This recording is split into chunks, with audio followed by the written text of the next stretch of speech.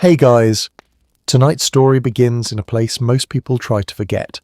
Not in a glowing ballroom or beneath golden chandeliers, but down in the forgotten corners of Paris, where the light rarely touches and the smell of yesterday's waste still clings to the cobblestones.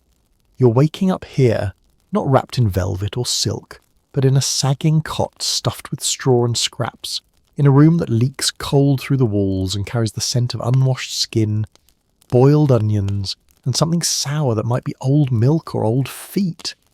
It's 1883. Paris is booming. The rich are building their opera houses, the gaslights are multiplying in the fashionable boulevards, and somewhere near the river, a young artist is painting with light and hope. But not here, not in your corner of the world. Your morning starts not with art or elegance, but with the sound of a rat scratching beneath the floorboards and the slow, cracking stretch of your bones from a night spent half shivering under a threadbare blanket. You are a ragpicker, and this city is both your home and your hunt. Before we go deeper into the fog of this old life, take a quiet moment to support the space we've built here. If you're truly enjoying these stories, gently tap the like button or subscribe. You don't have to, no pressure at all. But it helps this little corner of the internet stay alive. And if you're comfortable, drop a comment below telling me where you're listening from and what time it is there. I always love reading those. A small community stretched across time zones, all settling in at the end of their day or in the middle of a sleepless night to wander back into history. So lower your lights, ease yourself into bed or your favourite quiet chair. Maybe turn on a fan or a little white noise in the background. And let's drift softly together into the life of someone who lived not in paintings or novels, but beneath them. Someone whose name was never written down. Someone who worked quietly while the rest of Paris slept. The room you've woken in is one of 6 at the end of a narrow hallway, where the boards sag under your weight and the plaster crumbles if you press too hard. The window is mostly paper now, patched and yellowed, flapping a little in the morning draught. The only glass left is cracked, its edges smeared with the black soot of years. There's a single stove for the whole floor, but it's long gone cold. You pull on your coat. The wool is coarse and stiff from last week's rain, and it carries the mixed perfume of sewage, cabbage, and horse dung. You wear it anyway. You must. Your trousers are patched 3 times over, and your boots, those old friends, are starting to betray you. The sole of the left one peels like a bad secret, letting in mud and worse. You fasten a bit of wire around it, just tight enough to hold through the morning rounds. You step out into the hall, avoiding the second floorboard, which always squeals. The man in the next room over has a bad temper and worse teeth. You don't want a conversation this early. Downstairs, the landlady is already shouting at someone, likely her daughter, who's pregnant again and pretending she isn't. You keep your head down and nod if anyone looks your way. Out on the street, the fog hugs the stones like a memory that won't let go. Your breath puffs in short bursts. You tug your scarf up high. The scarf matters. Not for warmth. It's full of holes, but for survival. When you lean into a garbage heap later, it will soften the blow of rot and bone and human waste. Rag picking is a dawn job. By 7, most of the good scraps are gone, hauled away by faster, older hands.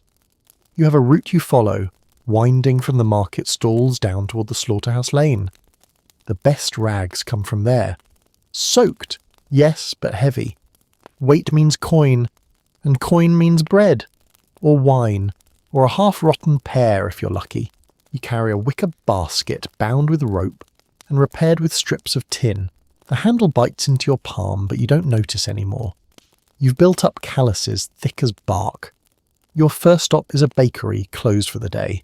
The owner leaves stale cloths out back sometimes, used for covering dough. Today there's nothing but a torn apron, stiff with old flour and something red. Blood? Beet juice? You shrug and take it. You can't afford to be picky. Down the alley, the cobblestones are slick, coated in a sheen of melted frost and slop. You walk with a limp, though not from injury, or from memory. 2 years ago, you slipped in a puddle behind the fishmongers and twisted your ankle on a nail. It healed wrong. The pain stayed.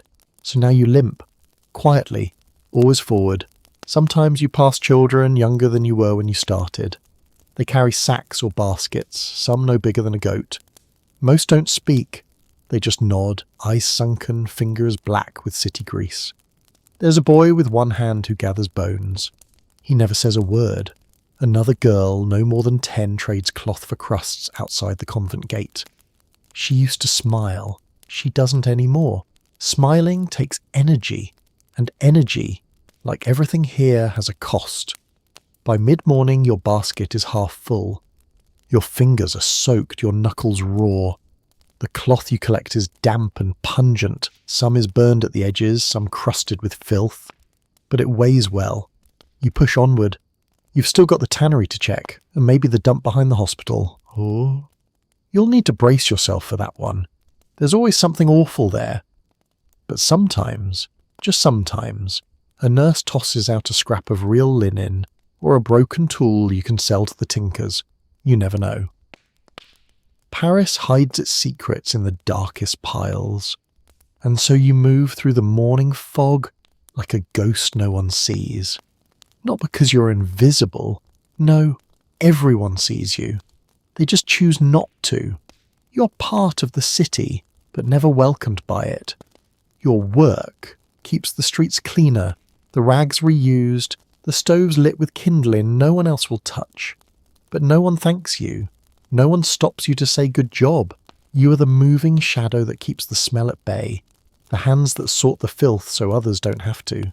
This is your Paris, not the city of lights, but the city of smoke and soot, a city that feeds off the quiet work of those beneath its feet. And in this quiet hour, as the city stirs and the bells begin to toll in the richer quarters, you keep walking, one boot dragging just slightly behind the other, one breath at a time, one rag at a time. The weight of the basket pulls harder now, digging into your shoulder as the wicker edge rubs through the thin sleeve of your coat. It's not yet midday, and already you feel the ache settling into your lower back. The kind of ache that doesn't scream, just whispers, a constant hum just under the skin, reminding you that you are not getting younger, and this job will never get easier. You shift the basket from one hand to the other, letting your fingers flex against the morning chill that refuses to lift. The fog has begun to peel back little by little, revealing the sharp outlines of buildings you know too well. Cracked shutters, rusted gutters, stone walls weeping black streaks from years of soot and rain. The kind of architecture that holds no romance, no storybooks or paintings, just layers of wear and waste and whispered arguments behind thin walls. You make your way toward the tannery quarter, where the air always bites a little sharper. Not because it's colder, but because it stinks. Thick and sourer still, like boiled leather left too long in a sunless room. This part of the city is where even the dogs avoid puddles, where water doesn't look like water anymore. The tannery's yard is surrounded by a low wall, barely holding back the scraps that spill from its edge. Buckets of off-cut hides, broken slats of wood soaked in brine, leather trimmings curled like dying leaves. You pause at the gate, already lifting your scarf over your nose, breathing shallow. This is where you sometimes find good weight. Hide trimmings, when dry, sell better than fabric. And if you're lucky, maybe a scrap of clean canvas discarded by mistake.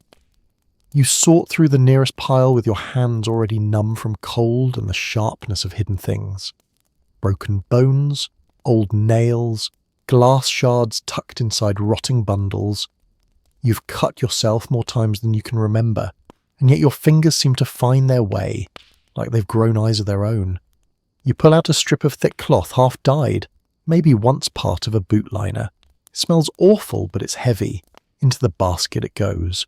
A woman walks past with her scarf pulled high, eyes squinting against the stench. She doesn't look at you, but you hear the change in her steps. A shift from brisk confidence to a half-second hesitation. That flicker of dread that people feel when they brush too close to the ones beneath them. You are not a beggar, and yet you are not someone they wish to remember either. You gather the rest of what you can carry from the heap and move on without a word. By the time you reach the slope near the river, the light has shifted, Not brighter, but flatter. A midday dullness that washes everything in pale grey. Your stomach has been making noise since sunrise, but you've ignored it, as always. Hunger is a quiet companion now, too familiar to be frightening. It only becomes dangerous when it's gone, when even the pain fades and leaves nothing but silence. You stop at the corner near the docks, where an old woman sometimes sells soup from a dented tin pot. She's there today, hunched beneath a wool shawl, ladling out servings to 3 small children and 1 man with no boots. You wait your turn, digging into your pocket for a coin that might be there. When you find it, one, thin, grimy, she doesn't smile, but she doesn't scowl either. She ladles you a shallow tin cup of broth, more water than vegetable, but warm enough to feel like kindness. You thank her with a nod, then sit on the edge of a cracked stone step and drink slowly, letting the warmth roll down your throat and settle like a coal in your stomach. It doesn't fill you, but it pushes back the emptiness just enough. You rest only for a moment. Time doesn't wait for ragpickers. There are others out now, their baskets swaying, their eyes scanning gutters and alleys, their boots moving faster than yours. You head toward the hospital dump next, the place that makes even seasoned pickers hesitate. It's not that it's forbidden. Nothing is truly forbidden when you're this low. It's that what you find there stays with you. Linens stiff with old blood, sometimes worse, broken glass vials, tools warped by fire, and the smell, a metallic sweetness mingled with rot and something unnameable. But they throw out cloth, real linen sometimes, sheets, bandages, nurses' aprons. Once you found a full cotton blanket. Stained, yes, but it dried beautifully and brought you enough coin for bread and meat and soap all in one day. That was months ago, nothing like it since. The hospital walls loom above you now, stained and solid, windows shuttered high. The dump is tucked around the back, beside a pile of firewood too green to burn. You approach slowly, scanning the edges first. You never reach straight into the heap.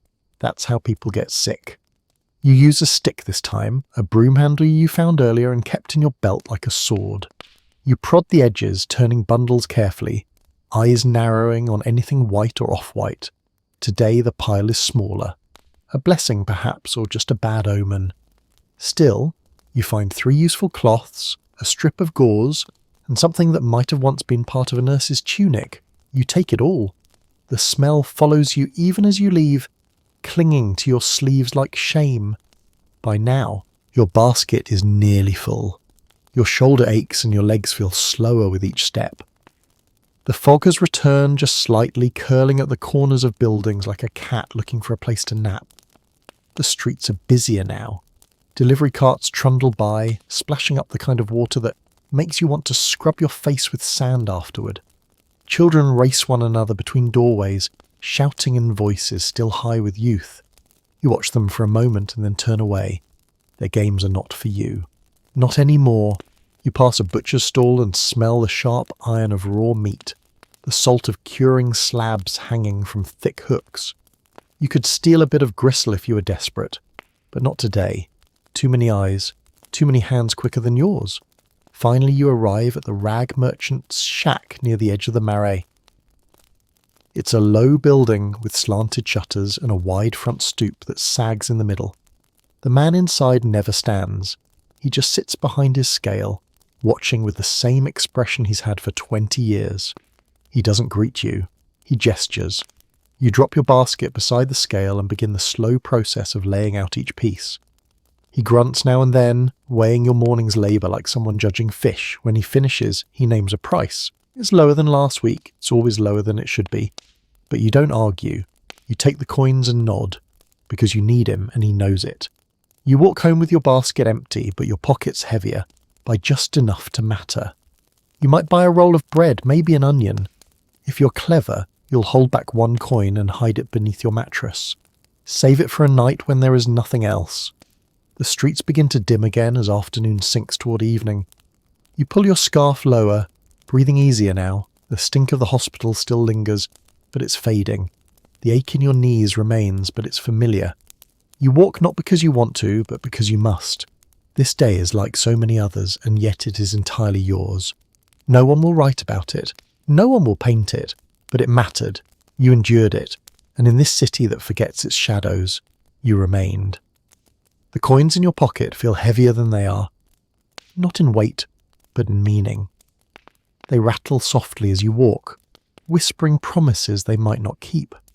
A loaf of bread that's not yet stale, a ladle of stew thick enough to actually chew, maybe even a match or two for the stove that sits, cold and crusted with rust, in the corner of your room. You feel the shape of each coin through the threadbare lining of your coat, trying to remember the last time your earnings stretched past the morning after.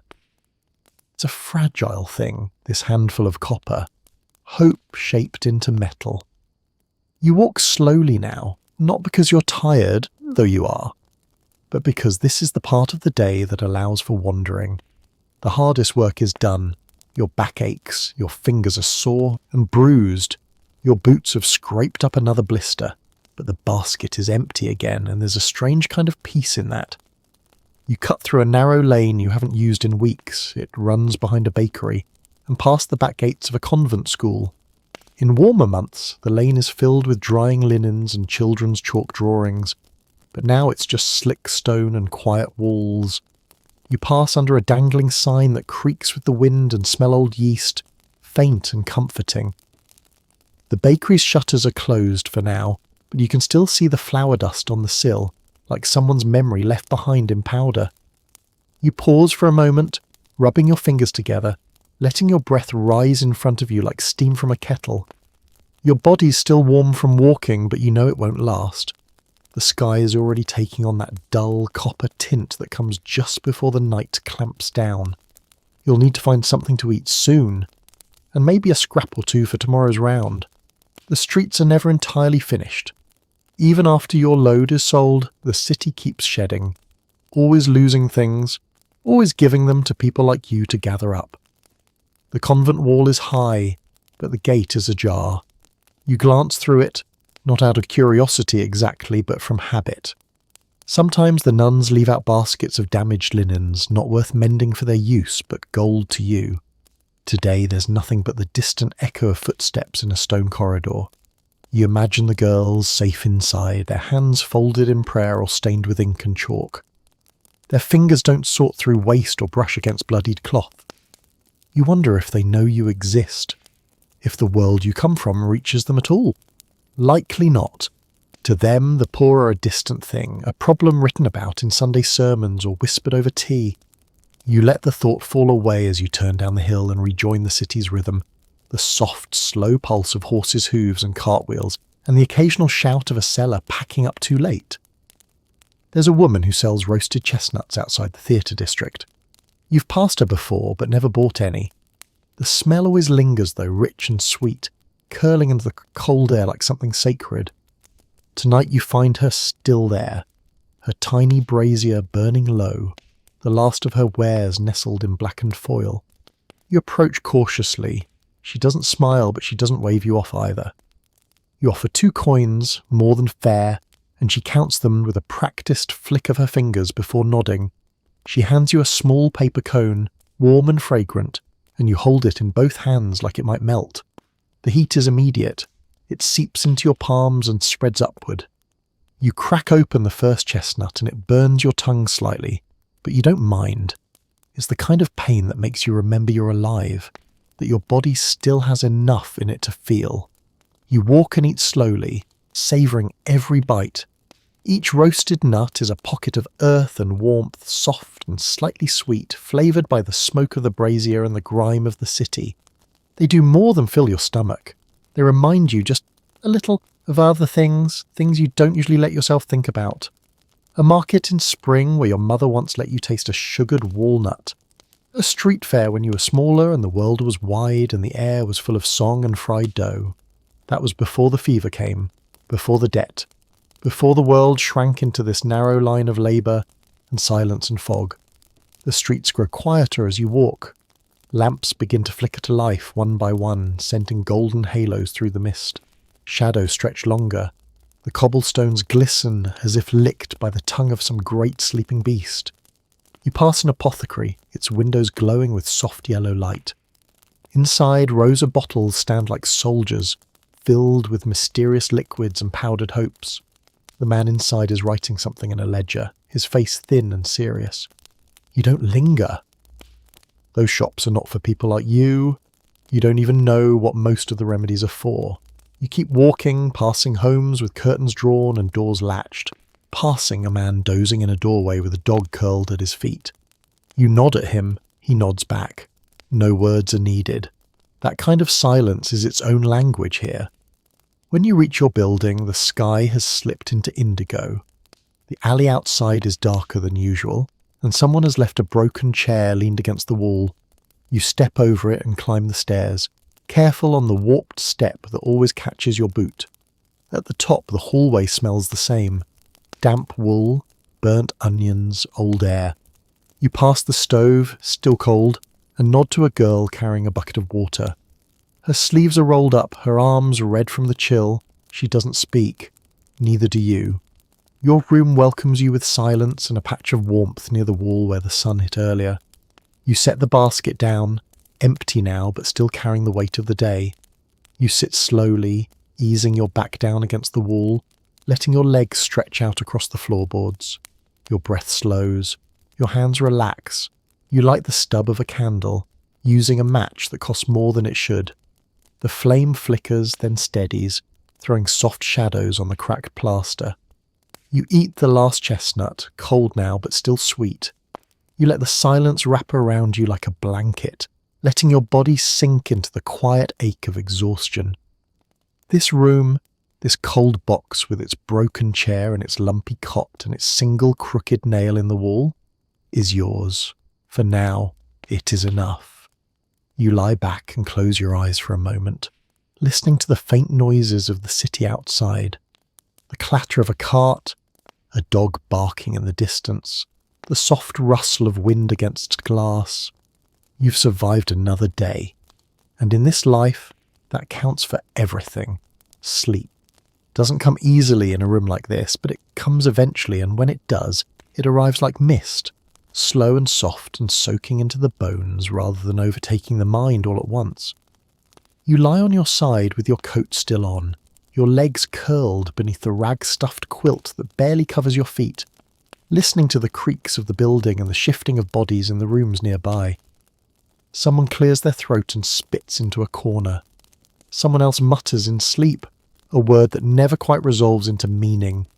The walls are too thin for privacy, too thick for warmth. Your candle is burned low now, a crooked stub that flickers just enough to throw the shape of your basket's handle against the far wall. You stare at that shadow for a long while, watching it sway gently with the breeze that leaks through the broken window pane, until even that movement starts to feel like a rhythm your breath can follow. Your thoughts wander in the way only exhaustion allows. Half memories, half fragments of stray sounds and smells. A door slamming 3 buildings down. The distant clop of hooves. A song you once knew, humming along in your memory without words, the melody faded but familiar.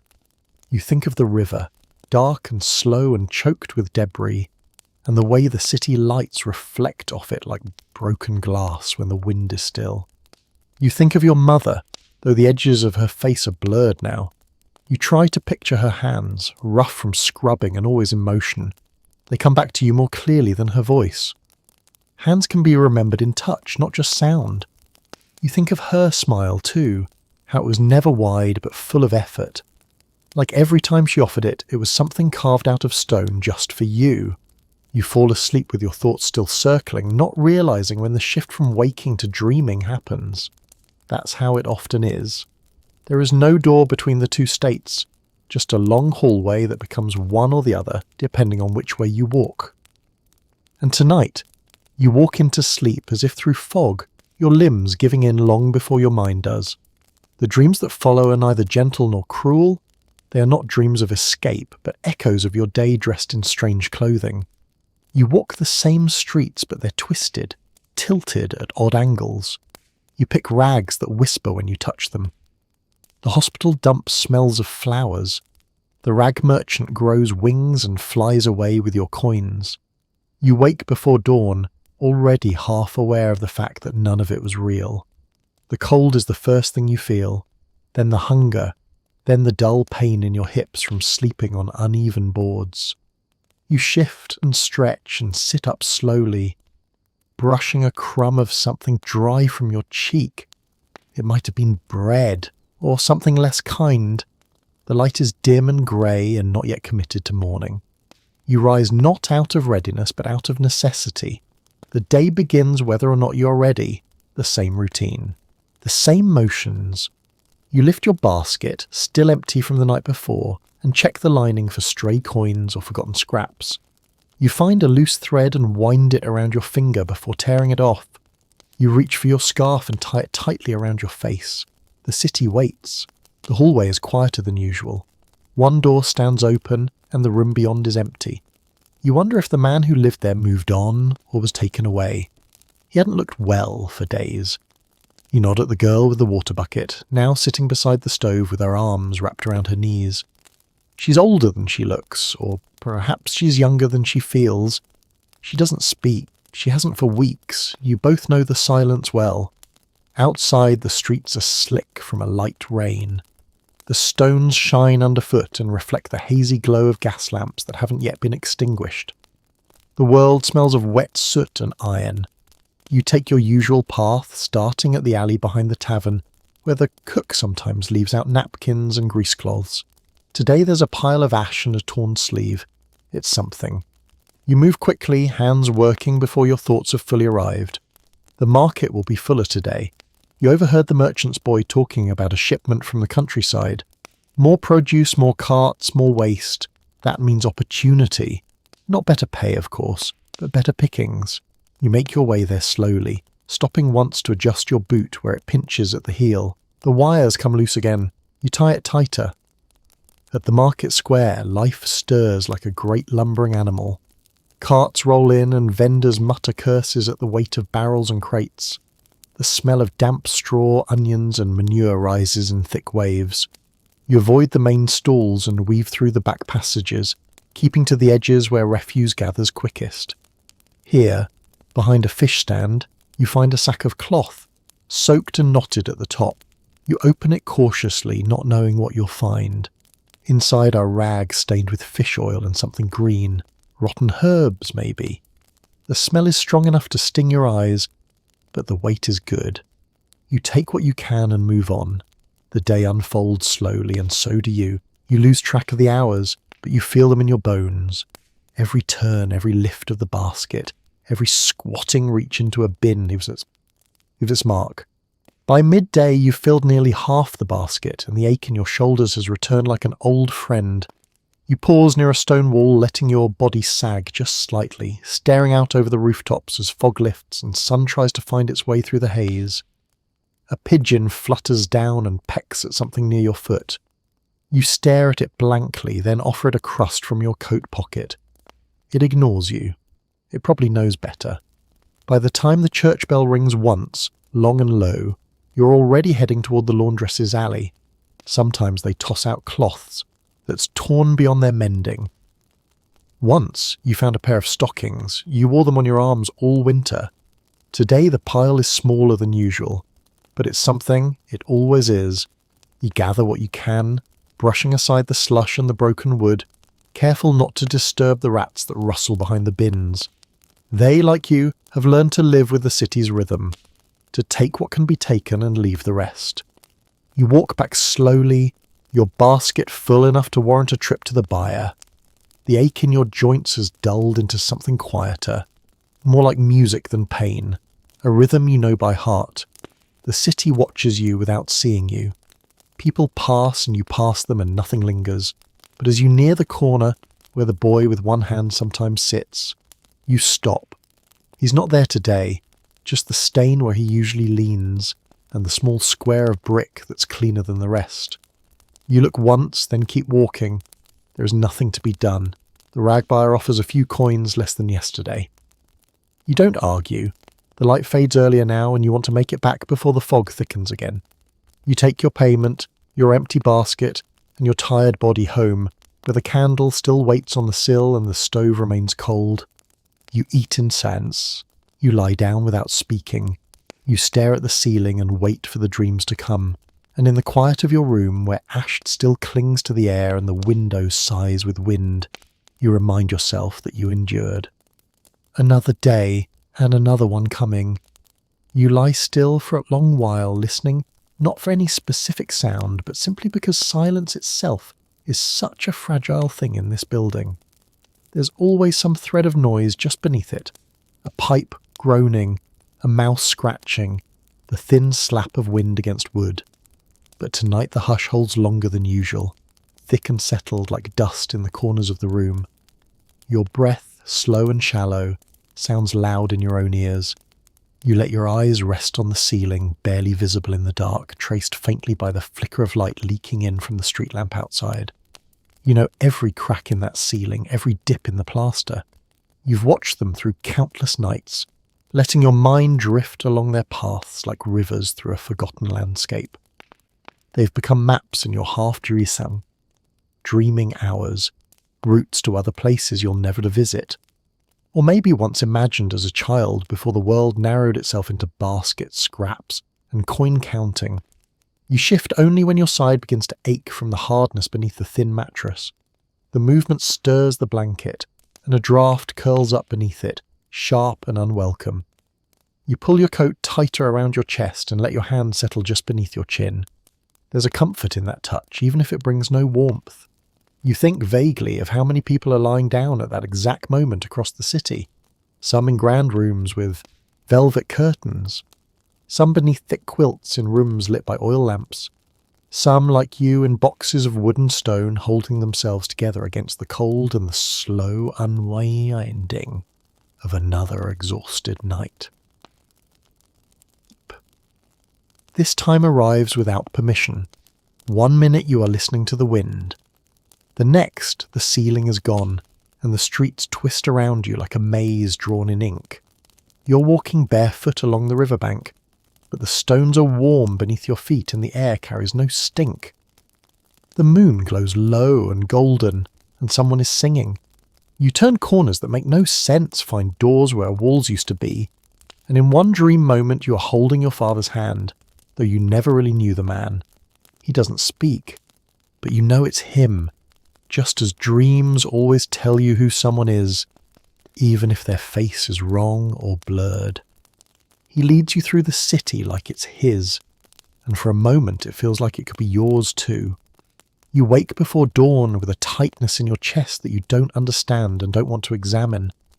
The sky outside the window is the colour of slate, heavy and without promise. You don't rise immediately. Your body protests too loudly. You lie there motionless, listening to the faint sound of boots on the stairs outside your room, followed by the hollow clunk of someone dropping a pail. Water sloshes. A muffled curse follows. You know that voice. It belongs to old Gene from 2 doors down. He's always up early, fetching water before the tap freezes or the neighbours start to crowd it. He grumbles about the cold like it owes him something. You respect that about him. When you finally sit up, your spine cracks in 3 places. You swing your legs over the side of the bed and sit hunched, head in your hands, for a few breaths. You do this every morning. Not out of ritual, but necessity. Your feet need a moment to remember how to carry you. Your knees to remember what they're for. You dress the same way you undressed. Slowly, methodically, layering grime over yesterday's grime. The coat goes on last. You slap at the sleeves to shake loose the dust, even though it doesn't help much. You pick up your scarf from the hook, noticing the tear you didn't see before. It'll hold 1 more day, maybe 2. Outside, the wind bites sharper than before. The fog has thickened again, hugging the alleyways like an old sorrow. You descend the stairs with care, your boots scuffing the wood, your fingers grazing the wall for balance. The girl with the water bucket is already gone. You don't see her often in the daylight. She works somewhere in the textile quarter now, sorting thread and dyeing rags for pennies. Her arms are always stained red and blue. You sometimes wonder what colour her skin used to be. You set off toward the western edge of the slums today. There's word that a tailor's shop caught fire 2 nights ago, and fires mean salvage. Not always good salvage, and not always safe, but sometimes the edges of burnt cloth are still usable, especially if you soak them and press them flat. You pass the bakery, which hasn't opened yet, but you catch a whiff of yeast through a crack in the shutters. The smell twists something inside your belly, a hollow longing that bread alone doesn't quite answer. Hunger's not always about food. Sometimes it's about being seen, being held, being remembered. You find the burned shop by following the smell of wet ash. The building is half collapsed, the windows blackened, the roof slumped like a broken spine. A boy stands at the edge of the rubble, poking at the debris with a stick. He doesn't look at you, and you don't speak. There's nothing to say. You skirt around the edge of the site, picking through the outer pile. You find charred scraps of muslin stiff with soot, a spool of thread melted into a lump, a pair of iron scissors with the handles broken. You pocket the scissors. Metal cells, a good find. Later you pass through the cemetery wall where an old gravedigger lets you search the bins beside the caretaker's quarters. He pretends not to see you, and you pretend not to see the bones in the open cart nearby. You find a strip of cloth, clean except for one corner, and some paper that might serve as kindling. Your basket is nearly half full already. A better morning than most. You stop near a fountain that hasn't worked in weeks and sit for a moment. Your back against the cold stone, your eyes on the street. A cart goes by, pulled by a mule too thin for its burden. The driver is singing to himself a lullaby in a language you don't recognise. It makes you think of your mother again. She used to hum when she washed clothes. You never knew the tune, but it lives somewhere in you still. You return home when the light begins to fade, your fingers stiff and aching. The sky has turned the colour of rust. The city exhales smoke in thick breaths from chimneys all around. You walk slower now, your boots scraping the stone, your basket bumping gently against your hip. The buyer pays less than you'd hoped, but not so little that you can't manage a meal. You buy a bowl of stew from the stall near the crossroads. It's thick with root vegetables and bones that have been boiled until they surrender. You eat standing up, leaning against the wall, letting the warmth fill your stomach and your chest. And when you climb the stairs again, it's with a strange kind of calm. Not happiness, not peace, but something close. The sort of feeling that settles in your bones when you've done what needed doing. And the night promises nothing more than rest. The door clicks softly behind you as you step back into the room, its edge scraping against the uneven floor where the boards have begun to lift. The day has slipped away without ceremony, and the sky outside the patched window has darkened into a murky indigo that stains the edges of the walls. You breathe in the familiar scent of your little space, a mix of damp wood, smoke, and the faintest trace of your own sweat. It's a smell you no longer notice, not really, except on days when the outside world reeks of worse. Today is one of those days. The burnt rags, the cemetery bins, the long walk through the tail end of the market, all of it clings to you still. You lower your basket with care, the weight in your arms replaced now by the heavier pull of fatigue settling deep into your back and thighs. There's no light in the room beyond what the street lamp offers, flickering through the torn curtain like a weak promise. You strike a match slowly, watching the sulphur flare before touching it to the candle's wick.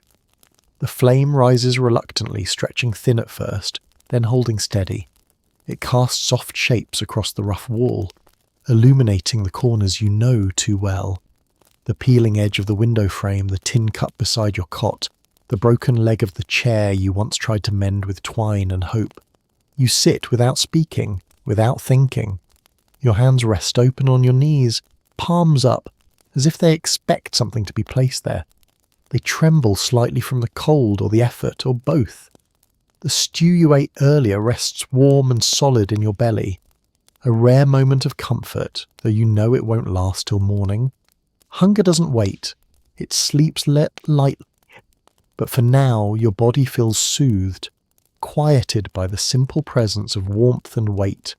You breathe deeply and feel the ache in your ribs fade just a little. You lean back against the wall and listen. The building is alive in its own way. A cough rises from downstairs, followed by the thump of someone dropping a shoe or a book or their own tired body onto a creaky bed. The wind snakes through the alley and whistles low across the cracked pane, bringing with it the faint scent of coal and wet leaves. You close your eyes, just for a moment, and let your head rest back. You must doze, though it doesn't feel like sleep exactly. More like slipping underwater. Kind of quiet you don't realise you're inside until something pulls you out. Tonight, it's the distant sound of singing. Not close enough to catch the words, just the rise and fall of a melody. It might be coming from the tavern a few streets over, or maybe from the laundry workers sharing a final song before turning in. It's mournful in tone but not sad exactly. More like a lullaby for people who never got lullabies. You listen with your whole body, letting the sound fill the cracks in your mind until it fades and you open your eyes again to the stillness of your room. You stir yourself only when the cold seeps too deep into your legs to ignore. You move toward the corner where the spare cloths are stacked, bits you couldn't sell or that were too ragged to bother carrying. You wrap one around your shoulders, another around your feet, and lie down on the cot again, this time fully committing to the shape of the night. The candle flickers beside you, its wax pooling at the base in slow, lazy drips. You think of that candle and how many you've gone through, each one a little measure of time, of darkness held at bay. You think of how light is so costly here, how it always feels borrowed. As you stretch out, your body gives one last protest, knees clicking, spine arching with effort, and then begins the slow melt into stillness. You lie on your side and let your fingers find the edge of the blanket, pulling it tight beneath your chin. It's not warm, but it's familiar, and sometimes that's enough. Your eyes close slowly, reluctantly, as though checking first that it's safe to let go. You don't dream at first. Instead, your mind flits between sounds and half-thoughts, between the memory of a chestnut's sweetness and the image of your own hand lifting a burnt spool of thread. You think of the boy who wasn't at the corner today, and how some absences make more noise than presence ever did. When sleep finally arrives, it brings dreams stitched from the fabric of your days, not strange or surreal, but softened versions of your own life. You walk the same streets, but they are clean. You climb the same stairs, but your legs don't ache. You carry a basket, but it is light. And someone, faceless but kind, walks beside you without speaking. You wake before dawn, the dream evaporating like fog as the cold presses into your ribs. The candle has burned out. The room is quiet. The world outside waits, patient and grey. You sit up and rub your face, feeling the stiffness in your jaw, the tightness in your fingers. The routine is already beginning again in your mind before your body has fully caught up. You swing your legs over the edge of the cot and feel for your boots with your toes. They are where you left them, still damp around the edges. You mutter something into the still air, maybe a greeting to the day, maybe just the sound of your breath coming out with meaning, and you begin to dress. Each layer pulled on is a small armour against the city. Your coat, your scarf, your patched gloves, all worn, all yours. You don't bother lighting a candle this morning. The sky outside is already lightening and matches are too dear to waste. You gather your basket and check its base, tightening the twine that holds the corner. Then you open the door and step out into the hall, into another day that looks like all the days before it, and yet carries the possibility of something slightly different, a better scrap. A coin lost in the mud, a glance from someone who sees you. Not likely, but possible. You take the stairs slowly, letting your hand trail along the wall for balance. The wood is smooth from years of touch. Outside, the air bites sharp and clean. A thin layer of frost glimmers along the windowsills and gutters. Your boots crunch softly as you step into the street. The sky is pale with the promise of sun, but the clouds are thick and unmoving. You pull your scarf up and begin the long walk toward the neighbourhood near the factories where early workers sometimes leave cast-offs in piles behind the iron gates. You think about nothing and everything as you walk. About the noise of chimneys, the weight of rags, the sound of coins, the colour of ash. The city stretches before you in all its damp, aching glory, and you keep moving through it, quiet and steady, like breath through lungs that refuse to give in. Your boots strike the cobblestones with a rhythm that feels more like habit than choice. Every step is a small conversation between your body and the street, a slow and constant exchange that asks only one thing from each side: keep going. The early morning fog has not yet lifted, and the outlines of buildings around you are softened, bleached by the pale light of a reluctant dawn. The sky overhead is the colour of damp wool, and the air carries a weight to it that clings to your coat and seeps down into your collar. You keep your scarf wrapped high, your fingers buried in the folds of your sleeves, not because it does much to fight the cold, but because you need some barrier between your skin and the world's breath. Paris in winter has a way of getting inside you without permission. You make your way toward the narrow lanes behind the spinning mills.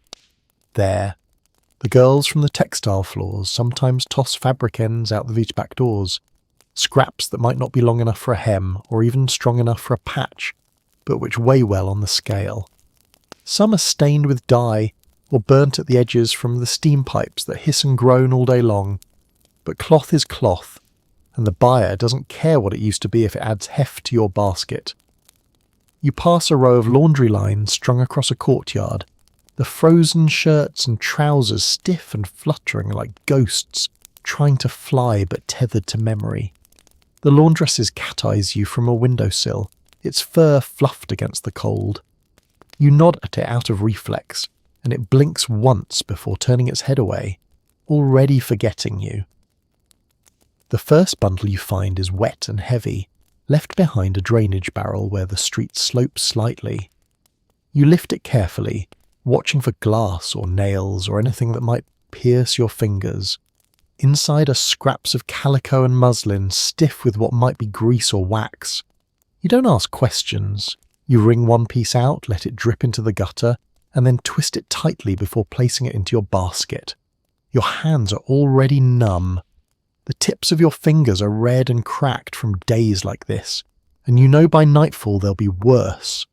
Still, you press on, lifting, bending, sorting. Your body moves as if remembering steps from a dance it learned long ago, a choreography of necessity more than grace. By mid-morning, your back is aching, in a way that pulses with each breath. You pause near a bakery you've passed 100 times, its shutters open just wide enough to let out the smell of warm flour and yeast. A boy is sweeping the threshold, barely older than 12, his hands pink from scrubbing. He glances at you and quickly looks away, as though your presence is something impolite. You feel no anger. He's just beginning to understand the rules of his world. How some people pass through life with clean hands and others carry the grime of their survival where everyone can see it.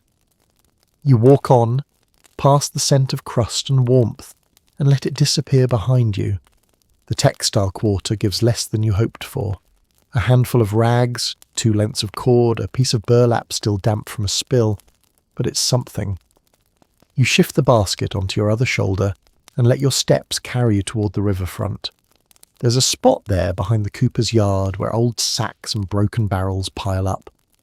Most days it's picked over before you arrive, but luck is as much a part of your trade as any muscle. The walk takes longer than usual.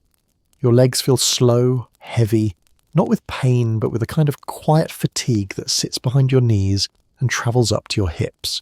You let it settle there. You've learnt not to fight it. The body gets tired. That's what it does. The trick is in not letting it decide your pace. At the cooper's yard, you find the pile smaller than you remember, but untouched. A good sign. You crouch and sort quickly, eyes scanning for anything with weight or texture. A length of rope, frayed but dry. A sack that smells faintly of grain. You fold them both and stack them with the others, pressing them down gently to keep the basket balanced. A worker nearby watches you without comment, smoking a crooked pipe that smells of something earthy and thick. You nod at him. He does not nod back. That's fine. A nod means something only when someone chooses to give it. With the basket now 2/3 full and your limbs growing stiffer, you begin the walk back toward your quarter. The sun has broken faintly through the clouds now, painting the tops of chimneys with a weak gold that does little for warmth but brings shape back to the rooftops. You pass children playing near a drain, their feet bare despite the cold, their laughter sharp and bright like glass.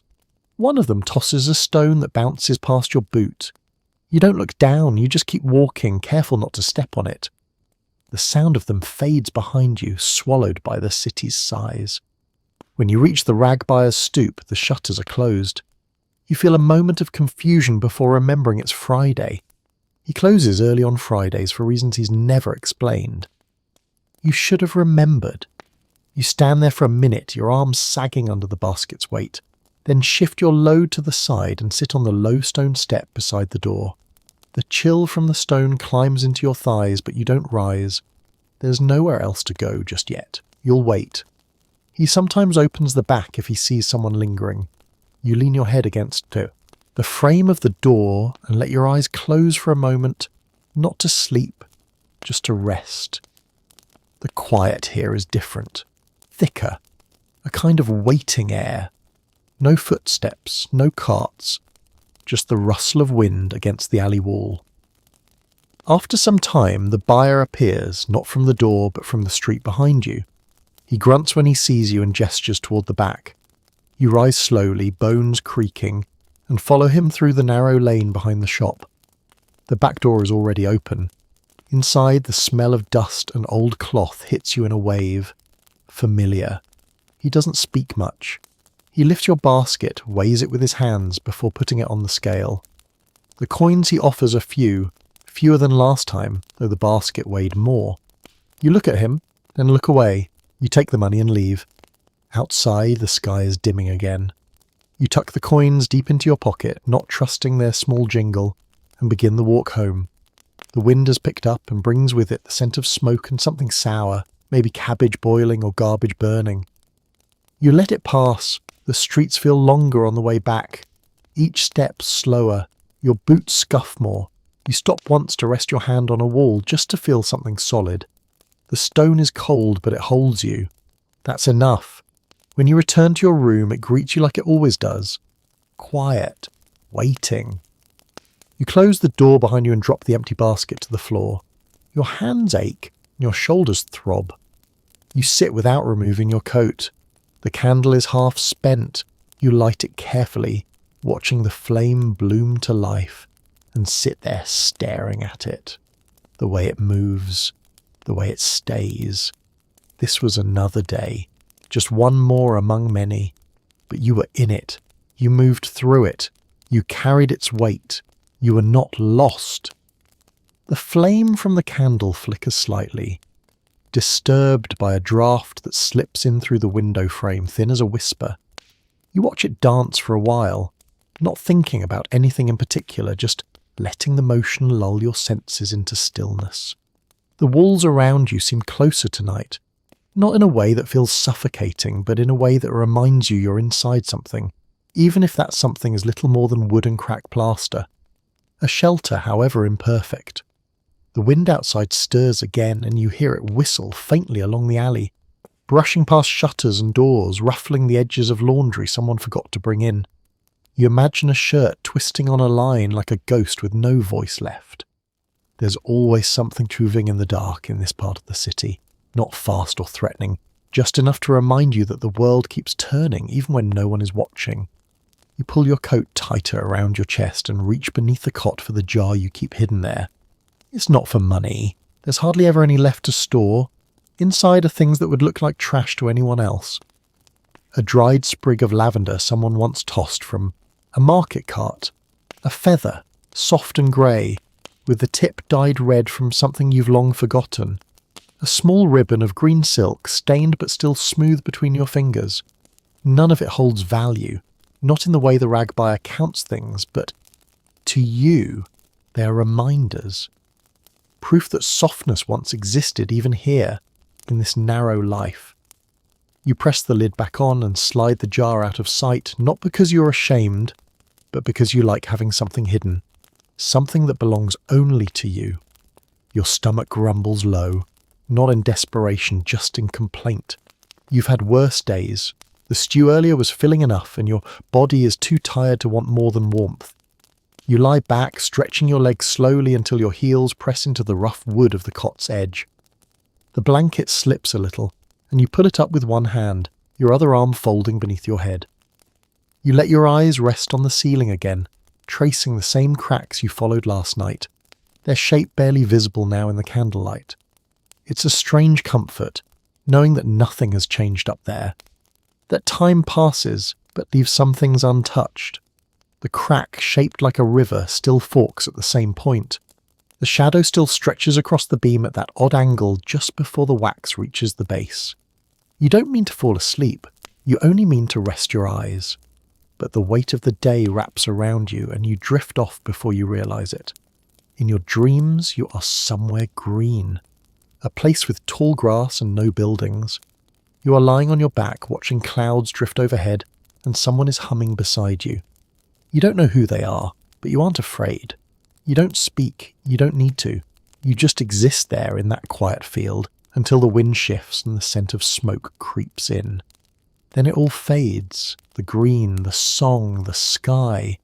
You wake slowly, reluctant to leave the dream, even as it crumbles at the edges like old paper. The candle is out when you open your eyes. The room is dark except for the faint glow from outside. You sit up slowly, muscles protesting, and swing your feet over the side of the cot. Your breath fogs faintly in the cold air, and you rub your arms to chase off the chill. The street below is nearly silent. You hear the soft clop of hooves in the distance and the low murmur of someone singing, though the words don't reach you. It must be late, or early. That place between days where time feels thin and stretched, like the final threads of fabric before it unravels. You rise and pour a bit of water from the pitcher into the tin cup. It's cold and tastes slightly of rust, but it clears the last of sleep from your tongue. You stand by the window for a moment, peering through the crack glass. Fog clings to the rooftops, and a chimney across the way puffs weakly. You imagine the lives behind the shutters, the other souls tucked away in their corners of this tired city, each one nursing their own aches and hopes and memories. You don't know their names, but you feel their presence all the same. A quiet army of the forgotten, surviving one breath at a time. You dress again without fully thinking, your hands moving through the familiar steps. The scarf, the coat, the gloves with holes at the fingertips. The boots that always take a moment to loosen before accepting your feet. You glance once more at the corner of the room where your basket rests, and you pick it up without a word. The day waits for you, even if it hasn't quite begun. The street greets you with a sigh. The fog has thickened, curling low and damp around your ankles. The stones glisten with frost, and your breath rises in short, visible bursts.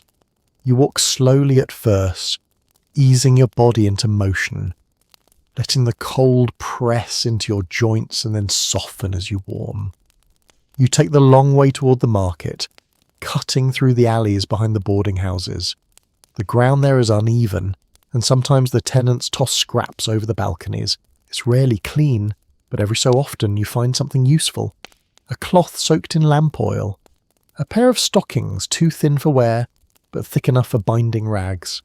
This morning there's nothing but a bucket tipped over, its contents frozen into a slush of ash and peelings. You step around it and keep going. At the market square, the vendors are just beginning to arrive. Carts creak and voices call softly in the fog. You nod to the old woman who sells candles, though you've never had enough coin to buy one from her. She nods back, her face wrapped in layers of wool, her eyes sharp as needles. There's something in that glance that steadies you, as if she sees you not just as a shadow moving through fog, but as a person with weight and reason. You don't smile, but you walk a little taller as you pass. Behind the fishmonger's stall you find a length of twine coiled like a sleeping snake. You reach for it, checking for rot or fray, and then slip it into your basket. The motion is automatic now. Eyes scanning, hands reaching, basket filling. It's the rhythm of your days, a song with no melody, just motion and repetition. You pause once near the baker's alley, where a fresh loaf sits wrapped in paper on a windowsill. You don't take it. It's not yours. but you let the scent fill your lungs before moving on. By midday, your basket is half full, your hands stiff, and your thoughts scattered. You find a place near the stone steps of an old chapel and sit, your back to the wall. The stone is cold, but it supports you. You pull your knees close and close your eyes just for a moment. Around you, the city breathes. Horses snort. Bells toll faintly in the distance. The sound of sweeping brushes against stone. The scent of coal smoke and baked onions. Life, in all its grime and beauty, goes on. You are here, and you are part of it. You don't mean to sit there as long as you do, but sometimes the stone beneath you feels more trustworthy than your own legs. The steps behind the chapel carry a kind of stillness that you don't often find in the city. Even the pigeons here seem quieter, pecking in the shadows without their usual shrill flapping and jostling. You rest your elbows on your knees and let your head hang forward slightly, just enough to ease the pressure at the base of your skull. There's a dull ache blooming there, not sharp but steady, like a reminder that your bones are older than your years. Or maybe it's just the weight of another day pulling at your spine like a hand that never lets go. Around you, the rhythm of the city hums gently. A cart passes on the street nearby, its wheels splashing through puddles from last night's rain. You hear the clink of glass in someone's apron pocket. A cat yowls in a long, lonesome cry from somewhere above, probably 2 rooftops away. You don't look up. You've learned to let sounds come and go without needing to chase their source. Paris is full of echoes. Some belong to now, others to yesterday. Some might even be older than that. It doesn't matter. They fill the air all the same. Eventually your legs begin to twitch with the warning of cramps, and you push yourself back to your feet. You wince at the stiffness in your joints but say nothing aloud. You never do. Complaining doesn't make the next step any easier, and you've still got half a day ahead of you. The basket swings slightly as you hoist it over your shoulder, lighter now than it was yesterday, but still carrying enough to make the trip worthwhile. You head toward the quarter, where the bookbinders work, a quiet row of workshops near the Seine, where ink-stained men press leather and glue spines, and where the bins behind the shops often yield cloth wrappings, torn end papers, or the occasional bit of twine too short for reuse. These scraps are delicate, yes, but light and clean, and they pad the basket well. The path there winds through narrower streets, quieter lanes where the fog lingers longer, and the buildings lean in just a little more, as if eavesdropping on your footsteps. You pass shuttered doors and hear soft murmurs inside, voices too low to follow, laughter cut short, the sharp ring of a spoon against a pot, domestic sounds, warm sounds. You feel like a shadow moving past them, unnoticed and untouched. But it doesn't hurt the way it used to. You've made peace with being unseen, most of the time. At the corner near the bookbinders, you pause beneath a tree that has long since given up on growing straight. Its limbs are crooked, like arms reaching down instead of up. Someone has nailed a little wooden bird to one of the branches, painted a fading blue, perhaps as a kind of prayer or charm. You stare at it for a moment, wondering if it ever worked. If the bird ever carried away someone's sorrow like a real one might. You don't know, but you like the thought. You move on. Behind the third shop on the right, the bins yield a small blessing, a square of linen, yellowed and creased, but smooth and dry, a length of ribbon, frayed at the ends but still vibrant in colour, and 2 leather scraps, too thin for binding but heavy enough to count on a scale. You gather them carefully, folding the linen around the ribbon to keep it clean.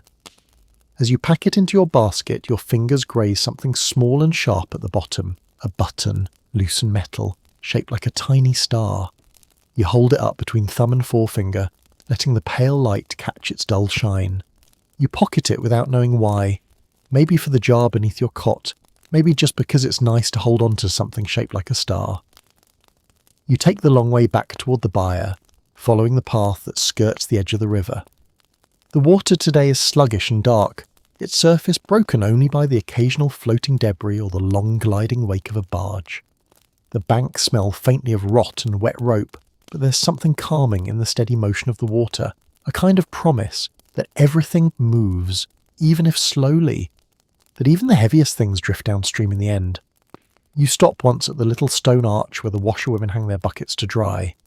No one is here, but their tools remain, lined up with care against the wall. You sit on the edge of the arch and let your fingers trail the worn surface of the stone. It's smooth from years of hands, work-worn, not polished.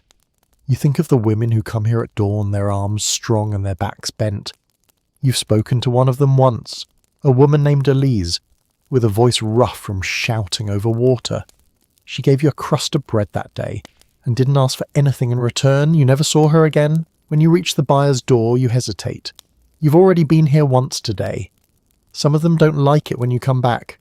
Makes you seem desperate, but you're not here to sell. Not this time. You just want to know if he's still open. The door creaks when you push it, and the narrow room beyond is shadowed and still. He looks up from behind the counter and frowns slightly but says nothing. You nod. He nods back. That's enough. You close the door and walk away. You'll wait until tomorrow. Let the basket sit full overnight. Let the weight settle. As you head back toward your room, the city shifts again. The fog lifts just enough to reveal the tops of buildings you hadn't noticed before. A steeple, a weather vane, the sharp outline of a rooftop pigeon coop. Paris changes like that, quietly, without permission, and you, too tired to fight it, change with it. By the time you reach your lodging, your feet feel like stones wrapped in fabric. You climb the stairs slower than usual, using the wall for support. The hallway is dim, the floor creaking beneath your weight. At your door you pause. You hear the muffled cough of someone 2 rooms down, a baby crying faintly behind a cracked board. Life goes on here, thin and persistent. You open the door and step inside. The candle waits. You light it. The flame flares once, then steadies. The room is the same, always the same. You set your basket down, or remove your coat and sit on the edge of the cot. For a moment you just breathe. That's all. Just in and out, listening to the sound of your own chest rising and falling. You survive the day. You will meet the next one. The cot creaks as you lie back on it, each border beneath you making its familiar protest. The room holds a kind of breathless hush, broken only by the low pop of the candle's flame and the faint sounds that slip through the walls, distant footsteps. A cough muffled by plaster. A whisper you can't make out and wouldn't try to. You feel the weight of your coat still lingering on your shoulders, even though it hangs now from the crooked hook beside the window. Your hands rest flat on your stomach, fingers splayed slightly apart, cracked and sore from cold and friction. The ache is no longer sharp, and it has settled into a kind of numbness, the kind that only quiet and exhaustion can produce.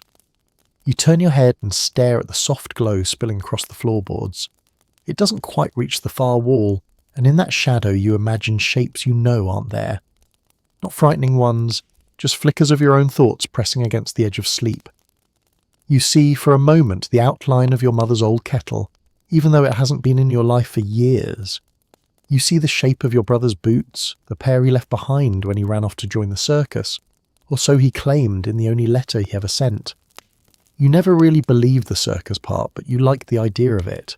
Bright tents, brass music, a life spun out of noise and wonder, not the grey hush of these narrow rooms.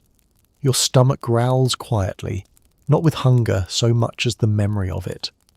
There are layers to hunger, and you've come to know them all.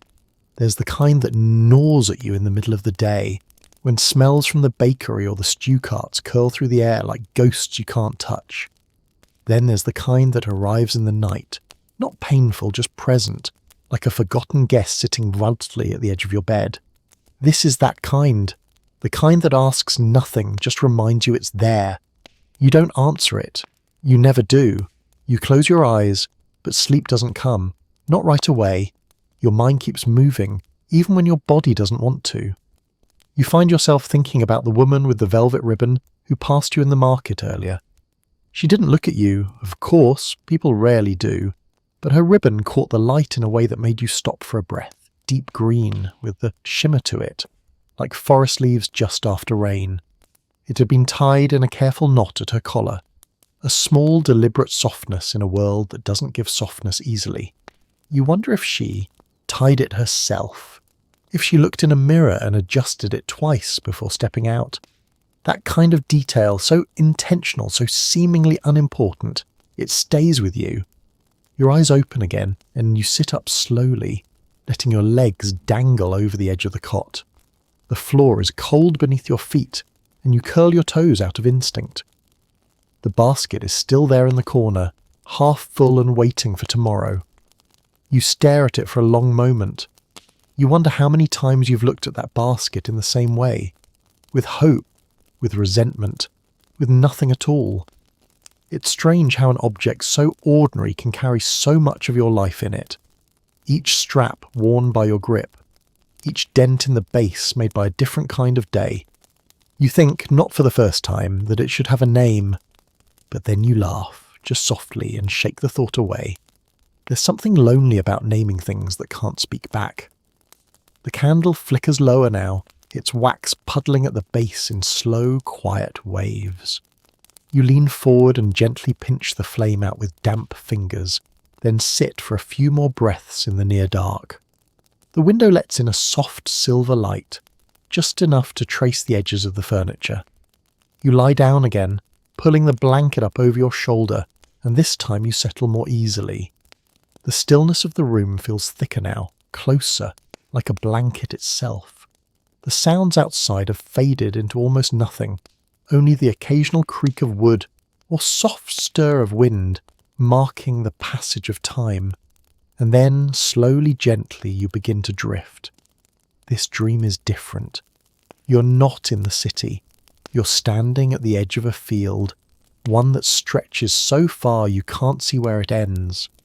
The grass is tall, reaching your knees, and the sun hangs low on the horizon, casting everything in the warm glow of a memory you never had. You're barefoot. You're clean. The sky is so wide it makes your chest ache. Someone calls your name, but not in urgency. Just a soft call, like a lullaby made of syllables. You turn, but no one's there. Still you feel safe, and that is what stays with you when you wake. Your eyes open to grey. The sky has shifted. Morning has arrived, not with any ceremony, but simply by being. The room is cool. You sit up slowly, listening to your spine adjust itself. You breathe in, and your breath rises in the air like a question. You stretch your arms above your head and let your hands fall into your lap, resting there as if they've returned from somewhere far off. The basket still waits in the corner. The streets beyond your window are still out there, cold and real and waiting. The ache in your legs is real too, as is the scent of your own body, caught between cloth and time. You rise, dresses, and begin again. Because that's what life is here. Not always loud, not always tragic, sometimes just a rhythm, slow and steady, measured not in triumphs but in survivals. You are awake, the day is beginning, and you, like always, are still here. The room was still thick with the echo of your dreams when you rose again, slower than before, as if your limbs had not quite remembered how to be useful yet. The chill of morning was beginning to lift, but had left behind a dampness that clung to the walls and crawled into your sleeves.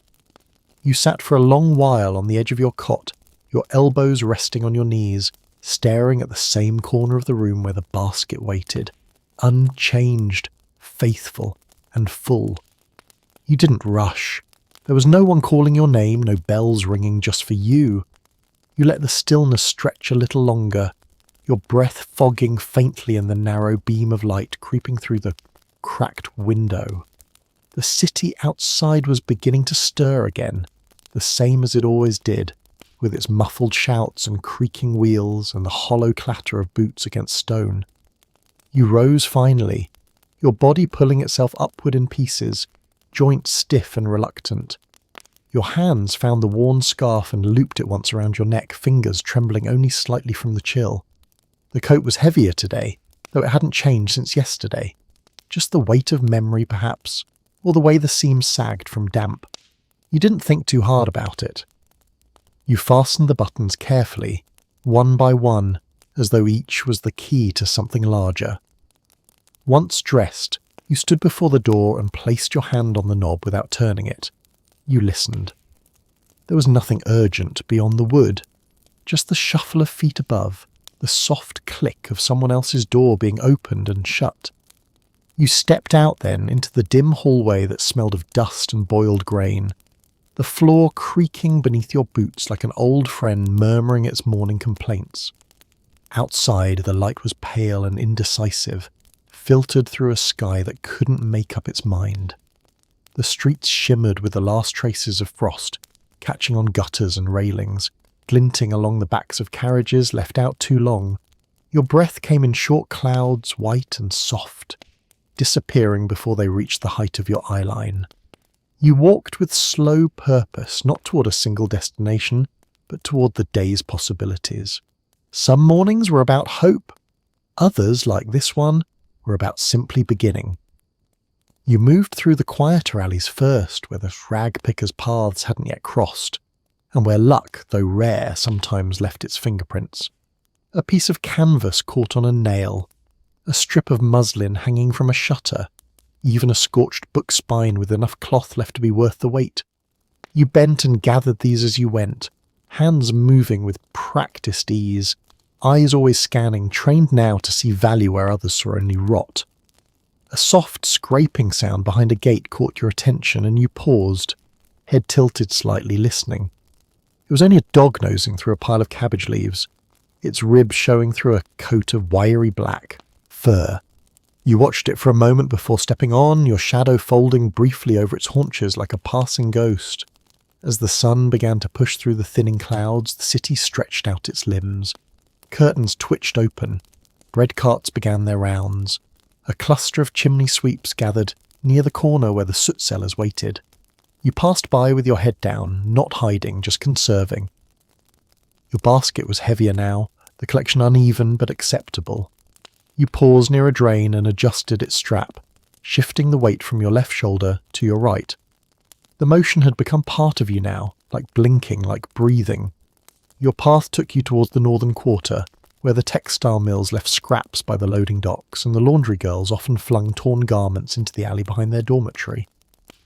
You approached that stretch slowly, boots crunching faintly against gravel, nostrils stinging from the sharp scent of soap and steam still rising from the roof vents. A girl passed you without looking up, her apron soaked and her sleeves pushed to the elbow. She carried a bucket in each hand, the water inside sloshing in rhythm with her steps. You didn't speak, and neither did she, but you noticed the edge of her hem had been mended recently, the stitches tight and clean. Someone cared for her, or she cared for herself, which was something even rarer. Behind the building, the alley was quiet. A wooden crate sat broken beside the steps, its slats splintered and pointing like bones. You spotted a bundle of cloth nestled beneath it, and crouched to pull it free. It was damp and smelled faintly of starch, but the fabric was thick and mostly whole. You turned it in your hands, then folded it carefully and pressed it into your basket. Just then, the door at the end of the alley creaked open, and a small hand extended, tossing a bundle of threadbare stockings and a torn chemise into the dust. You met the girl's eye for a moment. She couldn't have been more than 12. Before she vanished again, the door swinging shut behind her with a soft finality. You gathered the bundle slowly, not because you doubted its worth, but because the act had been quiet and kind, and you didn't want to disturb that. You moved back through the city in a long arc, passing through the lanes behind the wine vendors and crossing briefly into the courtyards near the tannery. Though the stench there made your eyes water and your stomach turn, you didn't linger. The sun had climbed higher now, chasing the frost into puddles and drawing shadows back beneath their doorways.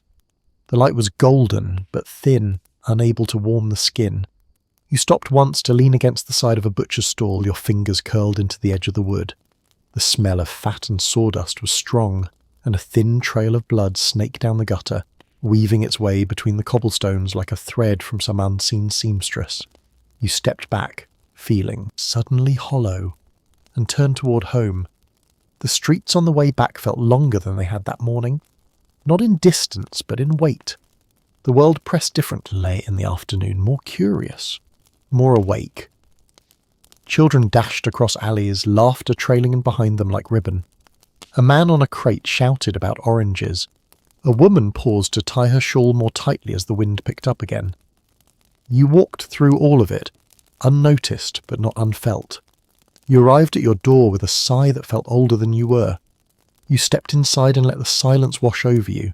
You didn't empty the basket right away. You set it down gently as if it had learned to hold its own spirit and sat beside it on the floor. The wood beneath you was cool, and the air inside the room smelled of wax and damp wool. You stared at your hands for a long time, noticing the dirt beneath your nails, the fading bruise along your knuckle, the way your palms had hardened into maps no one would ever read. You were tired, but you were still here. Morning, when it comes, does not arrive with the grace of sunlight piercing drapery or the melodic trill of birdsong. Not here.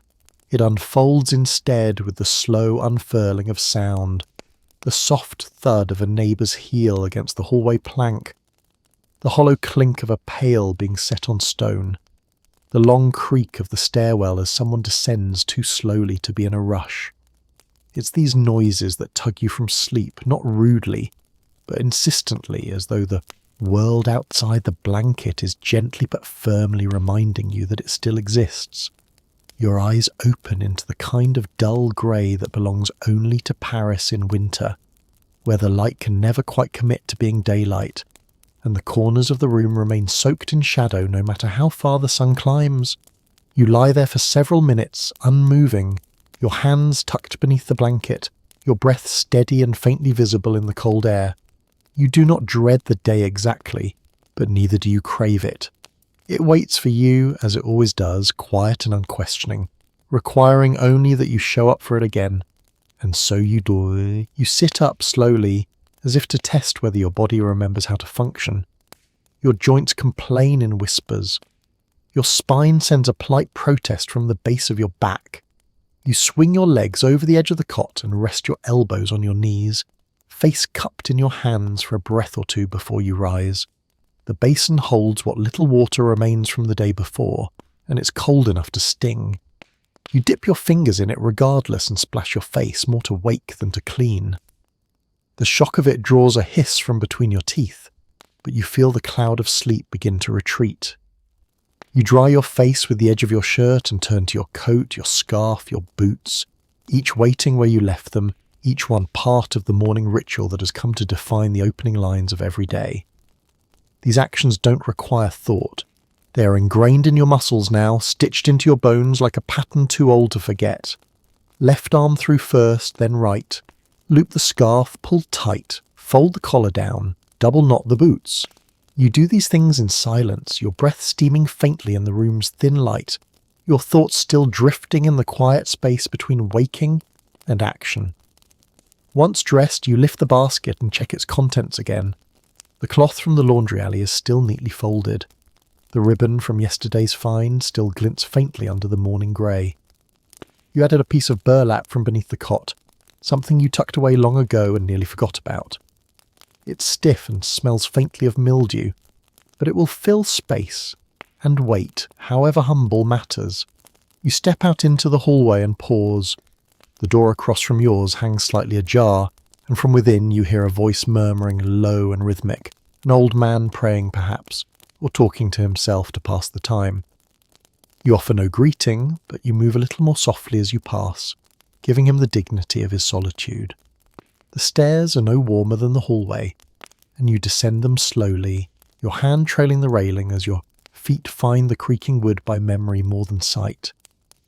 Outside, the street is hushed, wrapped in a kind of winter stillness that feels almost sacred. The cobblestones are wet from a recent frost, and you walk carefully, boots finding rhythm against the uneven ground. Smoke curls upward from the chimneys, more visible in the cold, and the city smells like coal and stale bread, with the occasional bright waft of yeast from a bakery not too far away. You let yourself breathe it in slowly. Paris may be a city of rot and soot, but it still carries moments of sweetness if you catch them fast enough.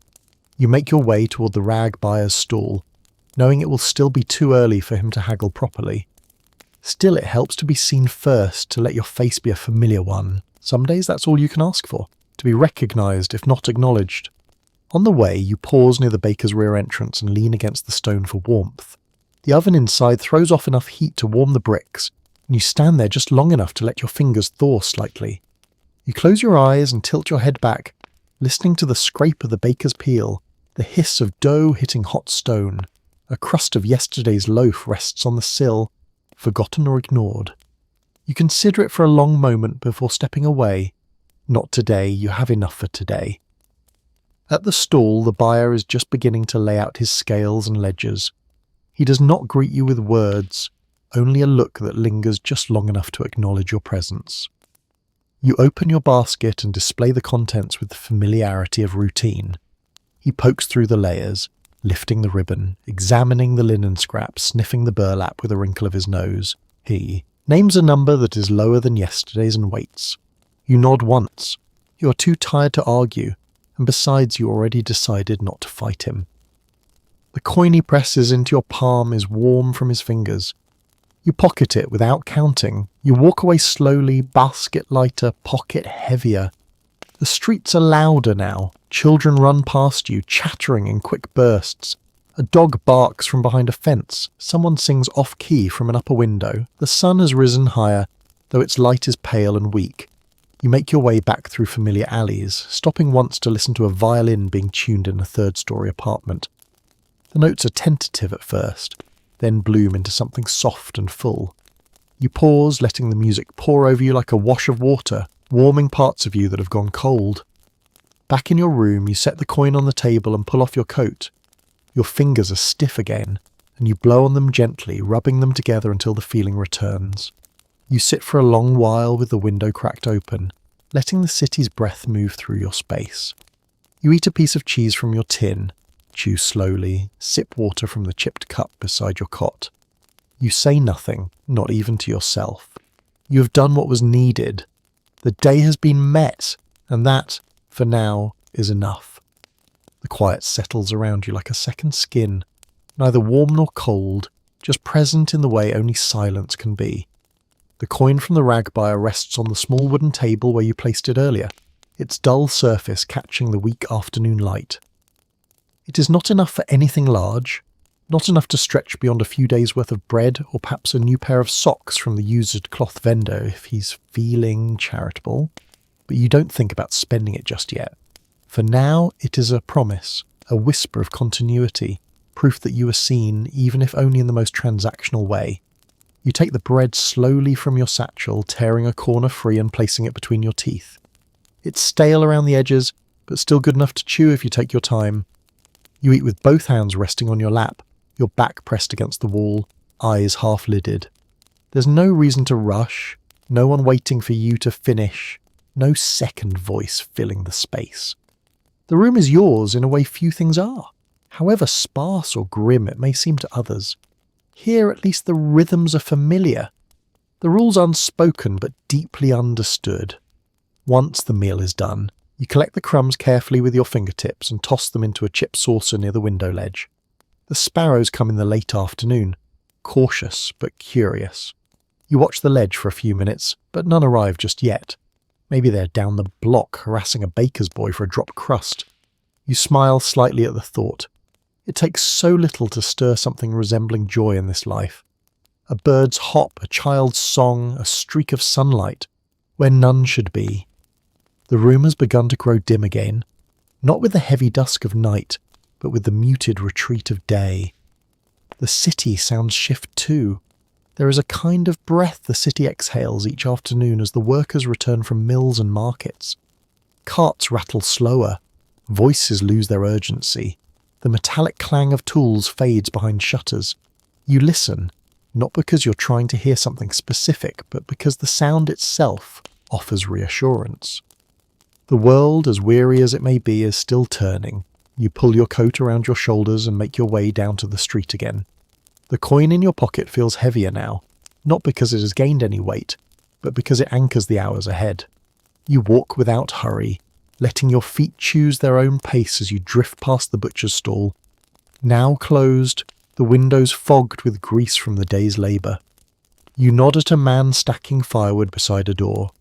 He nods back without speaking. Neither of you needs to say anything. In these streets, gestures are enough. Language is reserved for necessity. At the corner where the cobbler works, you pause beside a narrow archway that leads into a cramped courtyard. Children are playing there, tossing a cloth-wrapped ball against the stones. Their laughter echoes upward like birds startled from a chimney. You lean against the wall and let the sound surround you, not trying to join it, just letting it fill your ears.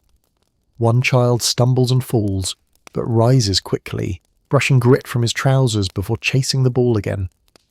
Their resilience makes you ache a little. Or maybe it reminds you of the way you used to run, back when your knees didn't grind with every step and your lungs filled with air like bellows instead of strained whistles. Eventually you move on. There's a second-hand vendor who sometimes sets up near the canal in the late hours, selling threadbare garments, bent utensils and chipped pottery. You're not sure what draws you there tonight. You're not in need of anything, not truly. But the idea of movement feels right, and so you follow the pull of habit. The vendor is there, huddled in his shawl, his goods spread across an old wagon bed. You greet him with a tilt of your chin. He replies with a grunt and steps aside, giving you room to look. Your eyes drift across the items without urgency. A chipped mug with a painted bird. A tin box missing its lid. A comb with 3 teeth broken. Then, near the edge of the cart, you spot something small wrapped in cloth. You reach for it and unwrap it slowly.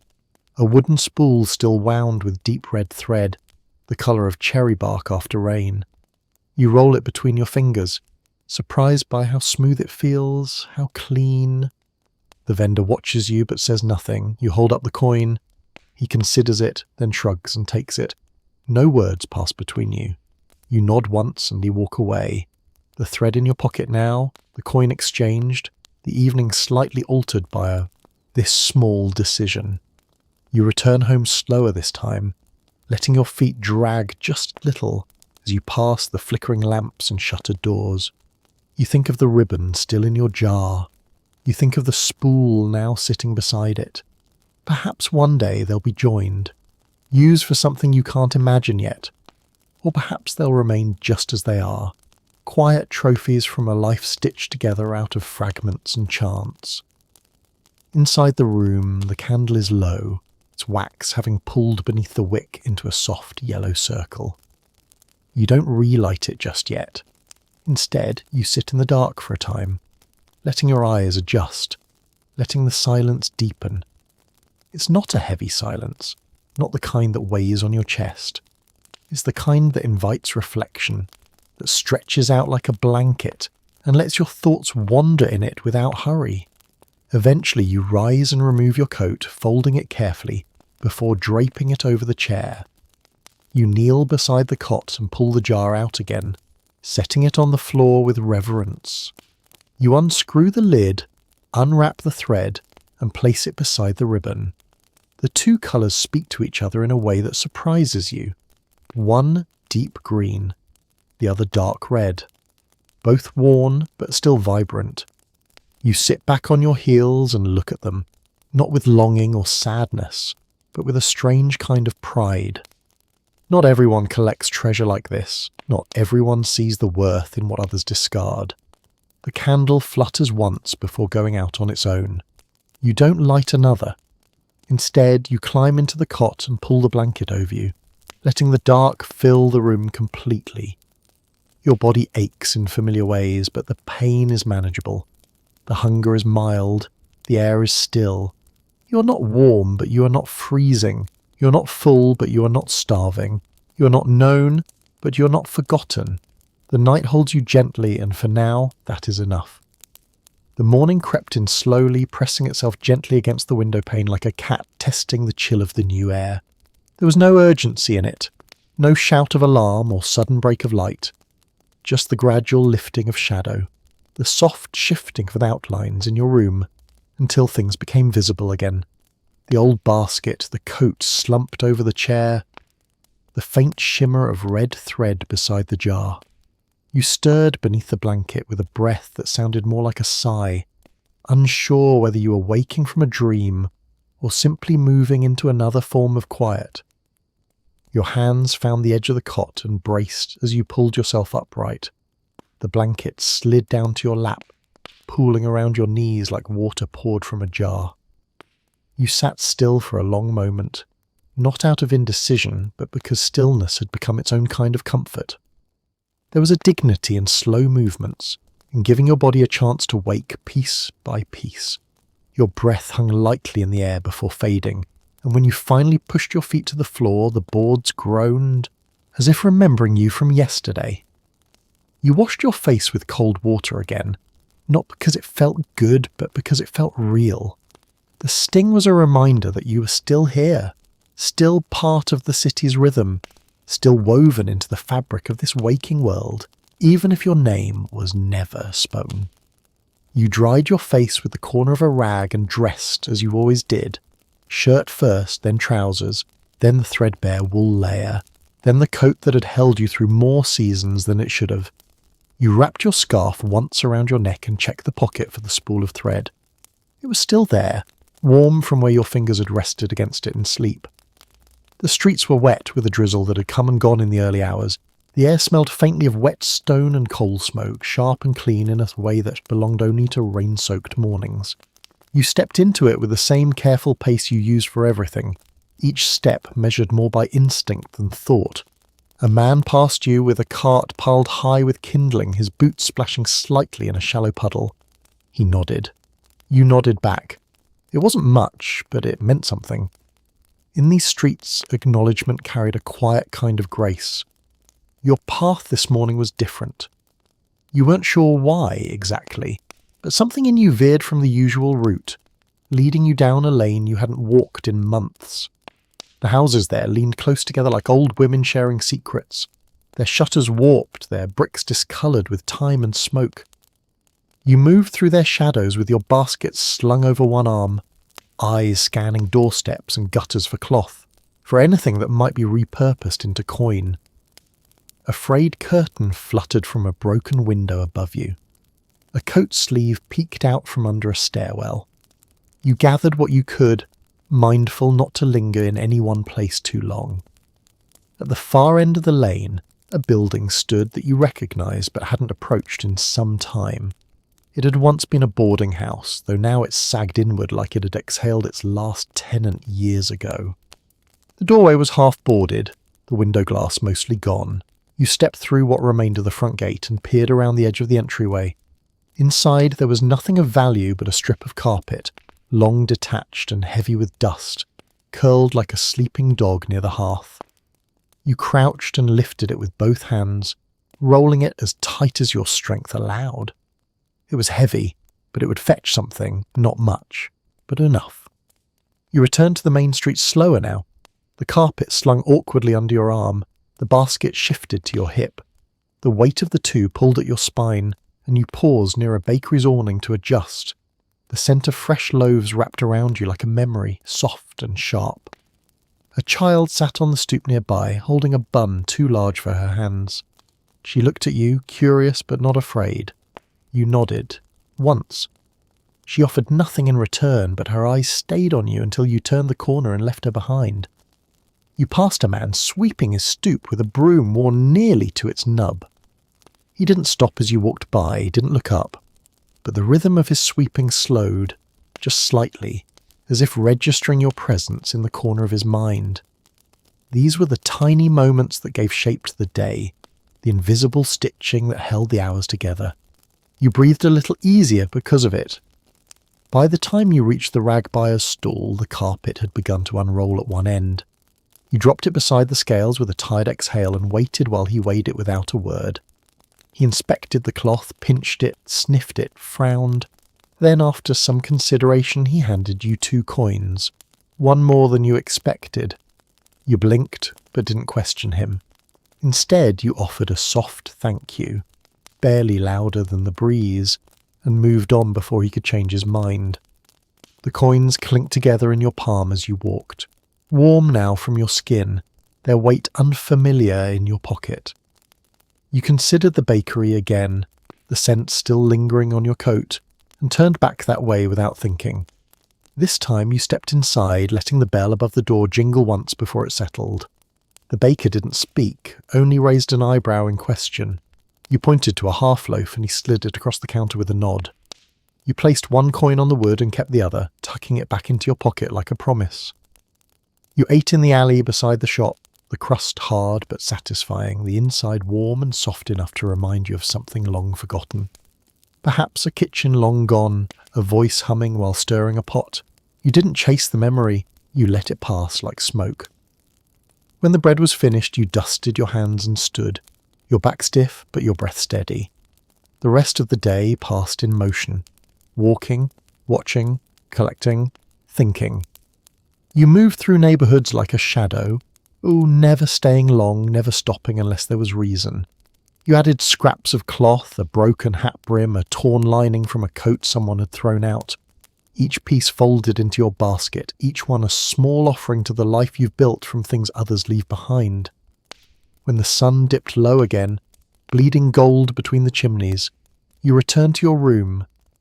The door closed behind you with a familiar sound, soft and final. You set the basket down and unwrapped the loaf's final crust, saving it for the morning. You looked at the jar again, opened it, and added the second coin to the bottom, beneath the thread and the ribbon. It wasn't much, but it glinted in the candlelight, and that was enough for now. You sat in your chair with the window cracked slightly, listening to the murmur of the street below, the distant clatter of dishes, the laughter of someone far off. You rested your hands on your knees and let the dark settle around you. You had walked the city, and the city had walked you back, and for now you were home. Night returned in its usual quiet way, not so much falling over Paris as settling into it, like dust finding corners in an old room. The city once again pulled its blanket of coal smoke and lantern haze around its shoulders, and exhaled the sigh of a day closing its shutters. Your room, with its crooked lines and worn scent, felt more familiar than ever in the deepening gloom. You were sitting in your chair, your back curved like a question, hands resting on your knees, the flicker of candlelight dancing along the floorboards at your feet.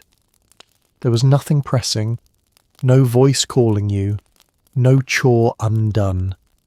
Only the steady breath of the evening, and the small flame that kept the shadows company. You'd walked the city earlier, not for coins this time, but because something in you had needed to move, to walk without the heaviness of expectation. You had passed a park near the edge of the working district, where children had long ago abandoned the stone benches and iron swings to the chill of autumn. You paused there, not for the scenery, but because it was quiet. A woman had walked by with a scarf tied high over her chin and a basket swinging from one arm. She glanced at you briefly, without suspicion or welcome, and then turned the corner. You stood under a tree whose leaves had all but vanished, looking up through its blackened limbs into a sky that didn't know whether to rain or freeze. Now, hours later, your boots had been unlaced and left by the door. Your coat hung by its collar from the chair back, its shape still full, as if it remembered the form of your shoulders. You leaned forward slightly, watching the candle work its soft magic on the wall. You had forgotten how beautiful the flicker of flame could be when everything else was still. No carts rattling down the cobblestones, no voices in the hallway, no sudden knock or creak, just the hush of wood stretching under its own weight and the faint hiss of wax meeting heat. You reached for the jar beside the cot again, this time not to inspect its contents, but to hold it. There was something grounding about its weight in your hands, like touching the spine of a book you'd read 100 times. The ribbon, the coin, the feather, the thread. Each item inside bore the whisper of a story too short to tell, but too long to forget. They were not just skshs, they were anchors. You turned the jar once, twice, letting the light catch the glass and scatter it across your palms. The flame reflected briefly in the coin's edge, and for a moment you could imagine it being gold. You returned the jar to its spot and let your hands fall into your lap, fingers threading together with the same absent intimacy you once gave to laces, to worn linen buttons, to the stitching of old pockets. Your thumbs rubbed one another lightly, the gesture less a habit than a lullaby in motion. You were tired, but it was not the exhaustion that begs for sleep. It was the kind that asks only to be held in stillness for a while, to sit and be, without demand or noise. From outside, the night offered a few small sounds, a dog barking twice before going silent, a carriage wheel hitting a rut and recovering, the clink of glass on glass from a tavern 2 streets over. You listened not for meaning, but for rhythm. The world was still moving, and for now it moved without asking anything of you. That in itself was a rare kindness. Eventually the candle burned low. The wick had curled itself into a soft hook, and the wax gathered in a golden pool around its base. You watched it with the same attention you might have once given to fireflies, back when fields had outnumbered chimneys in your world and the smell of cut grass had been more familiar than coal dust. You didn't move to snuff the flame. You wanted it to die on its own, to go out the way light ought to, gently, without drama. The cot waited, its thin blanket folded back the way you'd left it. You undressed without thinking, each piece of clothing removed in the order you always followed. First the overshirt, then the trousers, then the underlayer you wore close to your skin. Your fingers moved slowly, stiff with cold and time, but there was no rush. No one was watching. You folded each item and placed them on the chair before slipping under the blanket, pulling it up to your collarbone and resting your head on the pillow that was more lumpy than soft, but familiar enough not to mind. Your eyes stayed open at first. There was no urgency in closing them. The ceiling was nothing more than wood and nail, but you knew its lines. You knew the knot in the beam just above your cot, the faint crack that split the paint and ran like a river to the far wall. You traced it again now, as you had every night, following it like a path home. Your thoughts wandered, not toward worry, but toward fragments. A dream you half remembered from the night before in which you'd been walking barefoot across a stone bridge, a bird circling above you. The sound of your father's whistle, off-key and low, as he worked at his bench in the years before his hands began to tremble. The taste of warm milk and sugar served to you by a neighbour during a fever when you were too young to thank her properly. These weren't memories you called upon. They arrived like visitors, unannounced but not unwelcome. You turned once under the blanket, curling onto your side, one hand tucked beneath your cheek. The room creaked in response, or perhaps that was just the settling of your own bones. The wind pressed gently against the window pane, not strong enough to rattle it, just enough to say, "I'm here." You listened to it, mounds, your eyes closed now, the darkness behind your lids as soft as velvet. There was nothing sharp in your mind, no hard edges to cut you awake, only the steady drift of breath and thought, breath and memory. You whispered something then, a word or a name, it didn't matter what it was. No one heard it but you, and even you weren't sure if you said it aloud or just thought it with enough clarity that it echoed anyway. It was enough. You were here. The room was quiet. The city slept, and so did you. The first sensation was not light, but the dull weight of your own limbs. The blanket barely held warmth anymore, but it had held you through the night all the same. Before you even opened your eyes, you felt the familiar stiffness in your knees, the ache that curled softly behind your ribs, and the dry patch behind your throat that told you you'd been breathing through your mouth again. You didn't mind. These were the signs that another day had come. Not some new beginning or clean slate, just the next stone in the path you'd been walking for as long as your memory reached. And like always, your eyes blinked open not from desire, but from habit. Morning had returned to the room like a cat that never left for long, slipping through the cracks, taking up space without asking permission. You didn't rise right away. You lay there, curled beneath the thinning blanket, eyes on the ceiling as its pale beams shifted from shadowed grey to something closer to dull ivory. The light was different today, not sharp, not warm, just present. A steady wash of overcast stillness. Rain hadn't come, but it might. The air was holding something in reserve. You could feel it. Not in your bones exactly, though they ached plenty. It was more in the quiet, how it sat heavier than usual on the windowsill and leaned into the walls like a hush waiting to be broken. Eventually you sat up, easing your legs over the side of the cot, rubbing your palms together before pressing them to your face. The skin there felt foreign at first, as if it belonged to someone older, someone more distant. You pressed a little harder, grounding yourself in that familiar tension. Another day. Another morning in the skin you know best. The basin held only a finger's depth of water. You used it anyway, cupping your hands and splashing it across your cheeks. Cold again, though perhaps not quite as sharp as yesterday. You toweled off with a scrap of linen and turned to the small table. The crust you'd saved was waiting, dry and a little stiff, but still enough to quiet the low hum of hunger in your belly. You chewed slowly, yearly, letting your teeth do the work your thoughts could not. The act of eating felt more like punctuation than pleasure, something to mark the start of another chapter in a book you had not written, but lived line by line. Once dressed, you stood at the window and peered down into the narrow street. The usual characters were already at work. A woman dragging a bucket across cobblestones, its handle squealing with every lurch.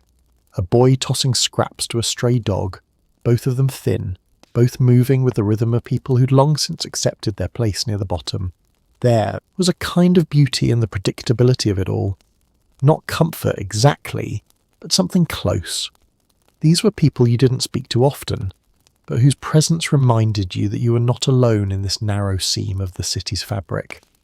You stepped into your boots, flexed your toes once to adjust the fit, and then lifted the basket.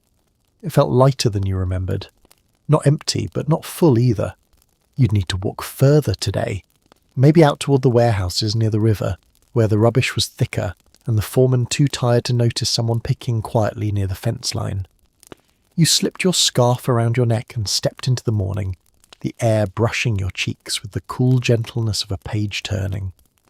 As you moved through the streets, your eyes scanned the ground and walls with the practiced sweep of someone long accustomed to looking where others don't. A piece of fabric snagged on a nail, a sleeve poking out from a pile of broken crates, a length of twine coiled like a sleeping worm beneath a step. You gathered these without pause, folding each one with care and tucking them into the basket's mouth. Each item was a story unfinished, a thing discarded that might still be made useful again. You thought often of the hands that had once worn these clothes, touched these objects. Some of them might still walk these streets, unaware that a ragpicker had given their cast-offs a second life. Near the old market square, you stopped beside a wall stained with years of soot and rain. Someone had chalked a figure onto the brick, something crude but expressive. A man with outstretched arms, a grin wider than his face could hold. You stared at it for a moment, not because it was beautiful, but because it felt deliberate. Someone had taken the time. Someone had marked this city with their imagination, however briefly. You wondered if it would still be there tomorrow, or if the next rain would wash it clean. You turned away and kept walking. Your legs carried you without question, and you let your mind drift as your feet found their rhythm. You remembered a time years ago when your sister had drawn faces on scraps of paper and tucked them into your shoes before you left for errands.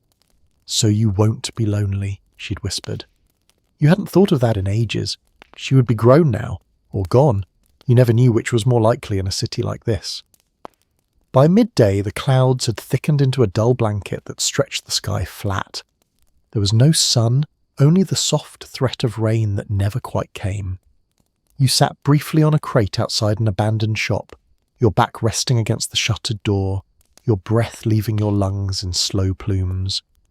You had enough in the basket to make a visit to the buyer worthwhile, but not enough to expect anything generous. Still, you would go. You always did. When you reached the stall, he glanced up and nodded once. No words, just the weighing, the counting, the silent. Exchange of cloth for coin. You pocketed the money without looking and left just as quietly. The streets felt even more muted now, like the whole city was waiting for something to break the stillness. But nothing did. Not yet. Back in your room, the sky hung low through the window, pressing its dull weight against the glass. You lit the candle earlier than usual, letting its light fill the corners the sun had abandoned. You set the coin on the table and placed the new fabric scraps beside the jar. Then you sat again in your chair watching the flame. You thought of all the hours you'd spent just like this, not planning, not praying, not longing, just sitting, breathing, being. Sometimes that was enough. Sometimes it had to be. Outside, someone sang a lullaby in a language you didn't understand. The tune drifted like smoke, soft and high, wrapping around the buildings with the gentleness of a mother smoothing her child's hair.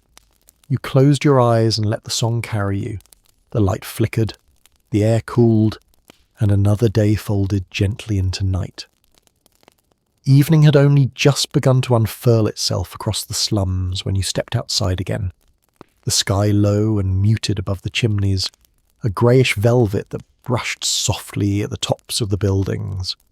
The air had thickened slightly, not from rain, but from the weight of the day leaning in upon itself. You weren't headed anywhere particular. The coin from earlier lay untouched on the table, and your basket was empty for now, but sometimes you walked not for purpose but for the reminder that the city still turned its face toward you, even if only sideways. The cobblestones were slick beneath your boots, catching bits of lamp glow in tiny scattered halos. The baker had already closed shop and the scent of flour and yeast had long faded, replaced now by the sharper tang of ash and oil from street lamps being trimmed. Somewhere a woman called out in a voice too low to be song and too rhythmic to be plain speech. You followed it without thinking, drawn less by the sound than by the shape it gave to the quiet. You passed two men playing cards on a stoop. One glanced up, then returned to his hand. They did not pause their game, and you did not interrupt. This neighbourhood, for all its bruises, knew how to hold space for everyone's solitude. It made room without needing explanation. You liked that. You needed that. As you turned into the alley that ran behind the glassworker's workshop, you heard it again. Music, faint and warbled, slipping out from an open window. Not the practised violin from nights before, but something gentler. Plucked strings and a hesitant voice that broke on every fourth note. It was not good by any technical measure, but it was tender, unguarded, the kind of sound made by someone who wasn't trying to impress anyone, just someone trying to feel a little less alone. You stopped beneath the window without meaning to, hands in your pockets, head tilted toward the sound. There was no shame in listening, not here, not like this. The melody stumbled once, then stopped entirely. You waited a few seconds, not wanting to intrude, and just as you turned to leave, a face appeared above you. Young, pale, wide-eyed beneath a fringe of hair too stubborn to stay combed. She didn't speak at first, just looked down at you, uncertain. You lifted your chin slightly, not in greeting, just enough to show you weren't moving on yet. After a moment, she whispered, "It's not very good." You shrugged. "It doesn't have to be," you said. That made her smile, just a small thing, like a candle finding its wick. "You live nearby?" she asked. Her voice was soft, not shy, just worn from use. You nodded. "Who? Des Ecluse." That seemed to satisfy her. She glanced over her shoulder, then leaned her elbows on the sill. The light behind her was dim, casting her face in partial silhouette. "I usually play when I think no one's listening." "Then tonight you were wrong," you said. She laughed at that, a low sound like someone remembering a joke they once loved. For a while you stood like that, her above, you below, neither of you speaking. It wasn't uncomfortable. If anything, it felt like finding the corner of something soft in a world that was mostly hard edges. Eventually, she disappeared from view, and the music returned. Tentative, yes, but a little steadier now. You listened until it stopped, and then, as naturally as a door swinging shut, you turned and walked away.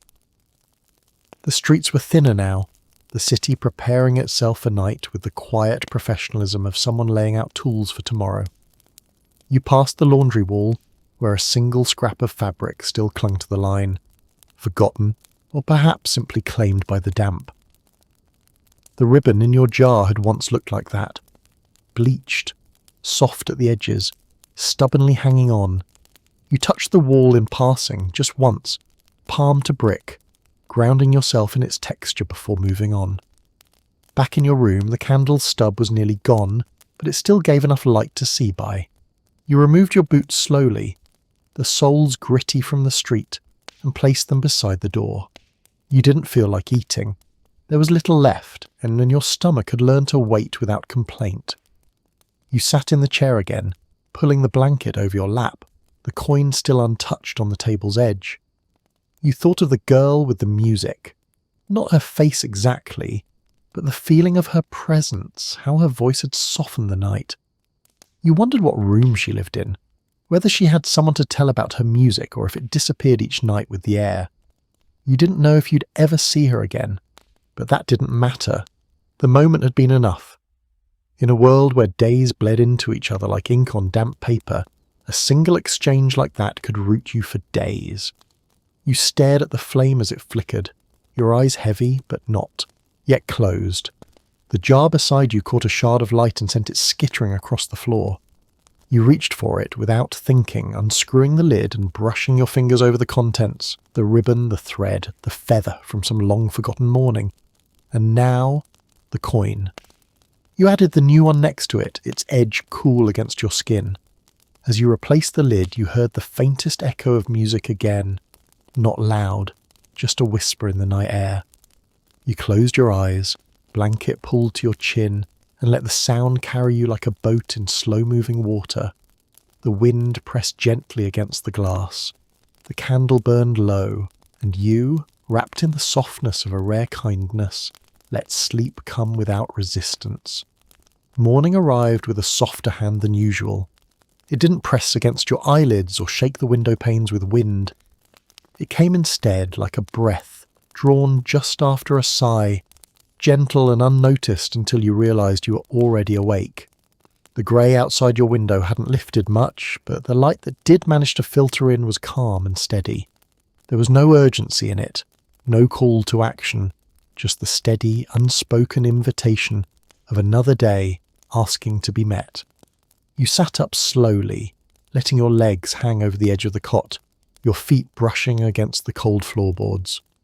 The room was colder than the night before, and your breath made a small cloud as you exhaled. You wrapped your scarf tighter around your neck and remained seated for a moment, listening to the quiet. Somewhere down the street, a rooster had crowed, though it was faint, as if even he couldn't quite commit to the task this morning. There was something about that hesitation that made you smile without thinking. The warmth you'd carried from the cot was already beginning to fade, so you stood and began your morning routine with the same rhythm you'd learned from repetition, more than necessity. The basin held only a sliver of water again.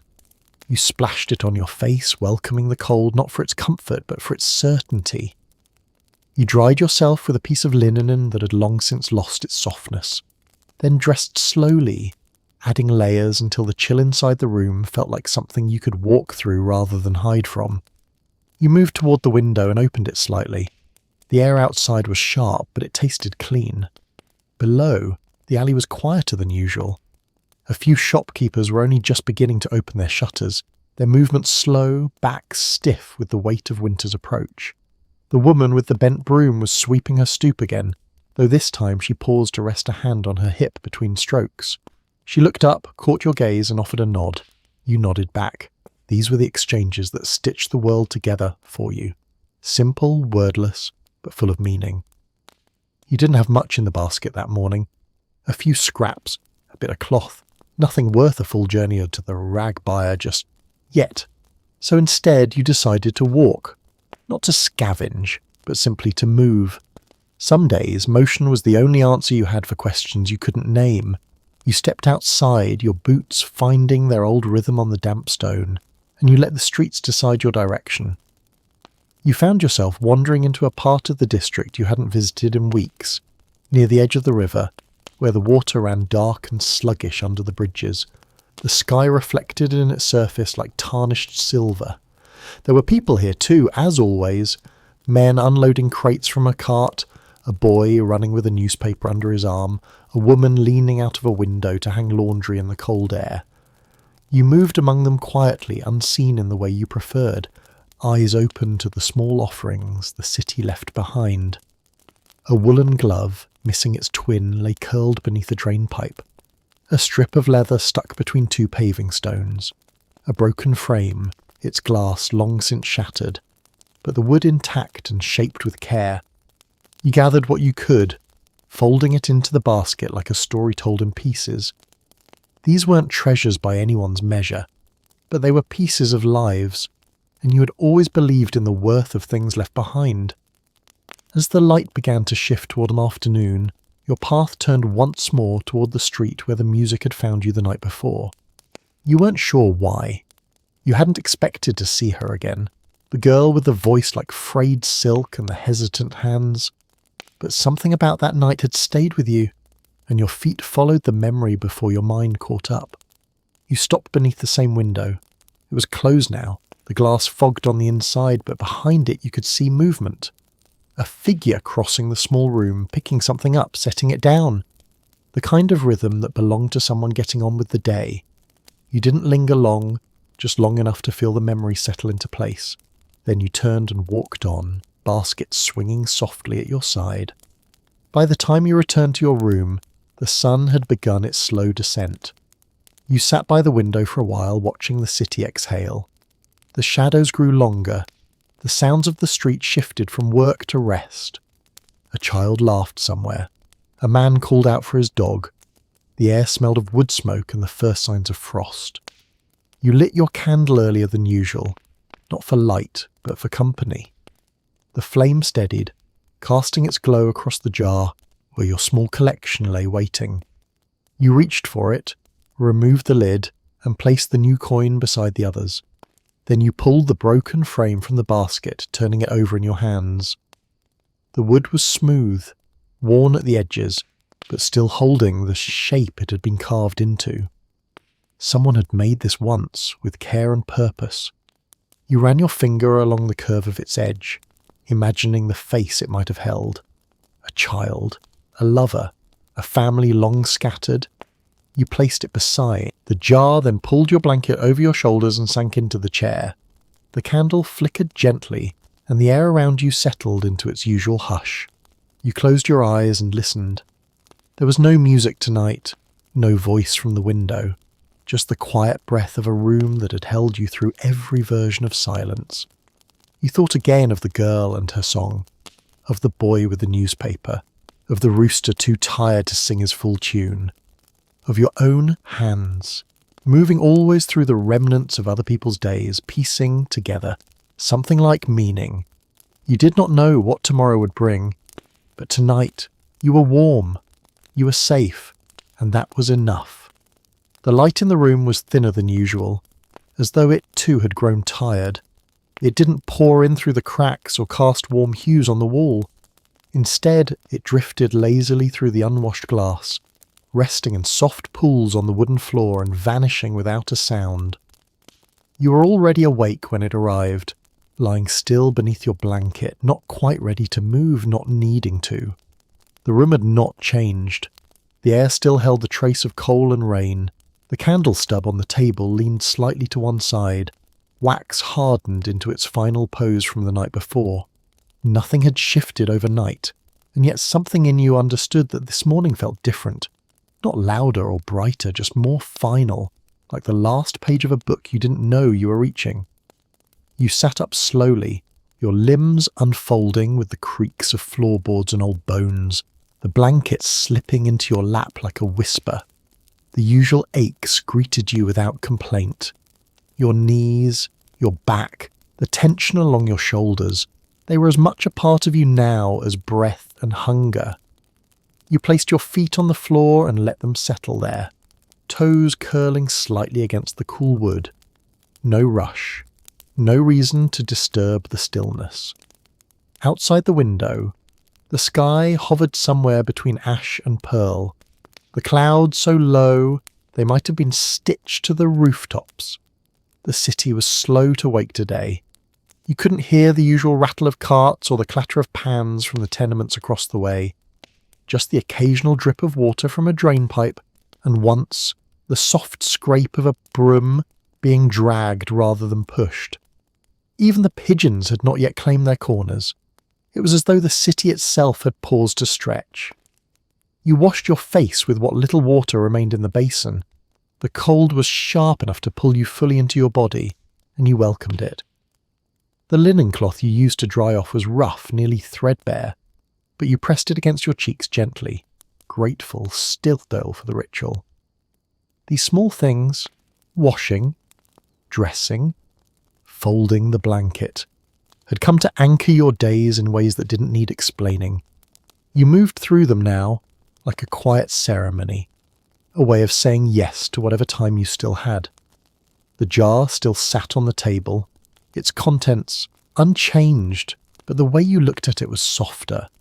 You reached for it, fingertips brushing the glass, and unscrewed the lid.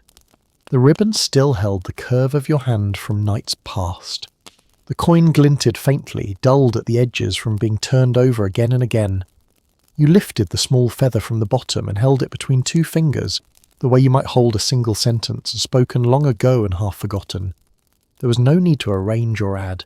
These were not relics to be catalogued, just fragments of a life quietly survived. You placed the feather back and returned the lid, then turned to the window. The wind had picked up slightly, and a few papers skittered across the cobblestones below.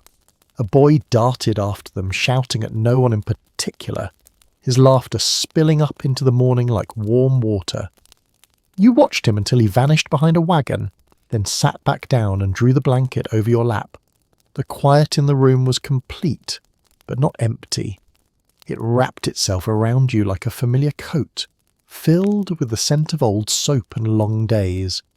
You let your thoughts wander, not far, just far enough to remember the sound of your sister's voice when she sang beneath her breath, the way your father's hands moved when he sharpened his knife, always slow, always exact, the smell of your mother's soup when you were too ill to leave the cot. These weren't vivid memories, not anymore. They came more like echoes, softened by time, but no less true. You didn't try to hold on to them. You just let them pass through you, like birds landing briefly before moving on. The candle stub caught your eye again, and you leaned forward to light it. The flame hesitated, then bloomed, throwing its golden shimmer across the table. You didn't need the light, but there was something in the act of kindling it that felt necessary, as if honouring the space you had lived in, the evening spent watching wax melt and shadow stretch. You settled into the chair again and stared at the flame. It danced in its small world, unconcerned with the hour or the cold. You thought of the girl with the music. You hadn't seen her again, but that didn't matter. She had become part of your world, her song folded into the fabric of your memory like thread in a sleeve. You wondered if she still played, if she knew someone had listened. You hoped so. You hoped she had someone to hear her, to witness her softness in a world so often full of hard edges. The wind picked up once more, and you pulled the blanket higher. The corners of the room began to blur as your eyes grew heavy. You welcomed the weight behind them. There was nothing left to do, no scrap to gather, no coin to earn, no footstep to chase. The day had brought you here, and the room had waited for you as it always did. You let your body sink into the chair, your head resting lightly against the back, eyes fluttering closed. The candle flickered and held steady. Your breath slowed. Outside, the city continued in its quiet rhythms, markets opening, fires being stoked, conversation starting and ending. But here, within these walls, time moved differently, not forward or back, just gently around you. The blanket warmed beneath your hands. The chair creaked once, then stilled. You didn't speak. You didn't need to. Your presence filled the room more completely than words ever could. You were here, fully, softly. And the world for this moment was exactly as it should be. The flame bent low. The wind hushed its breath. And sleep, kind and deep, found you there.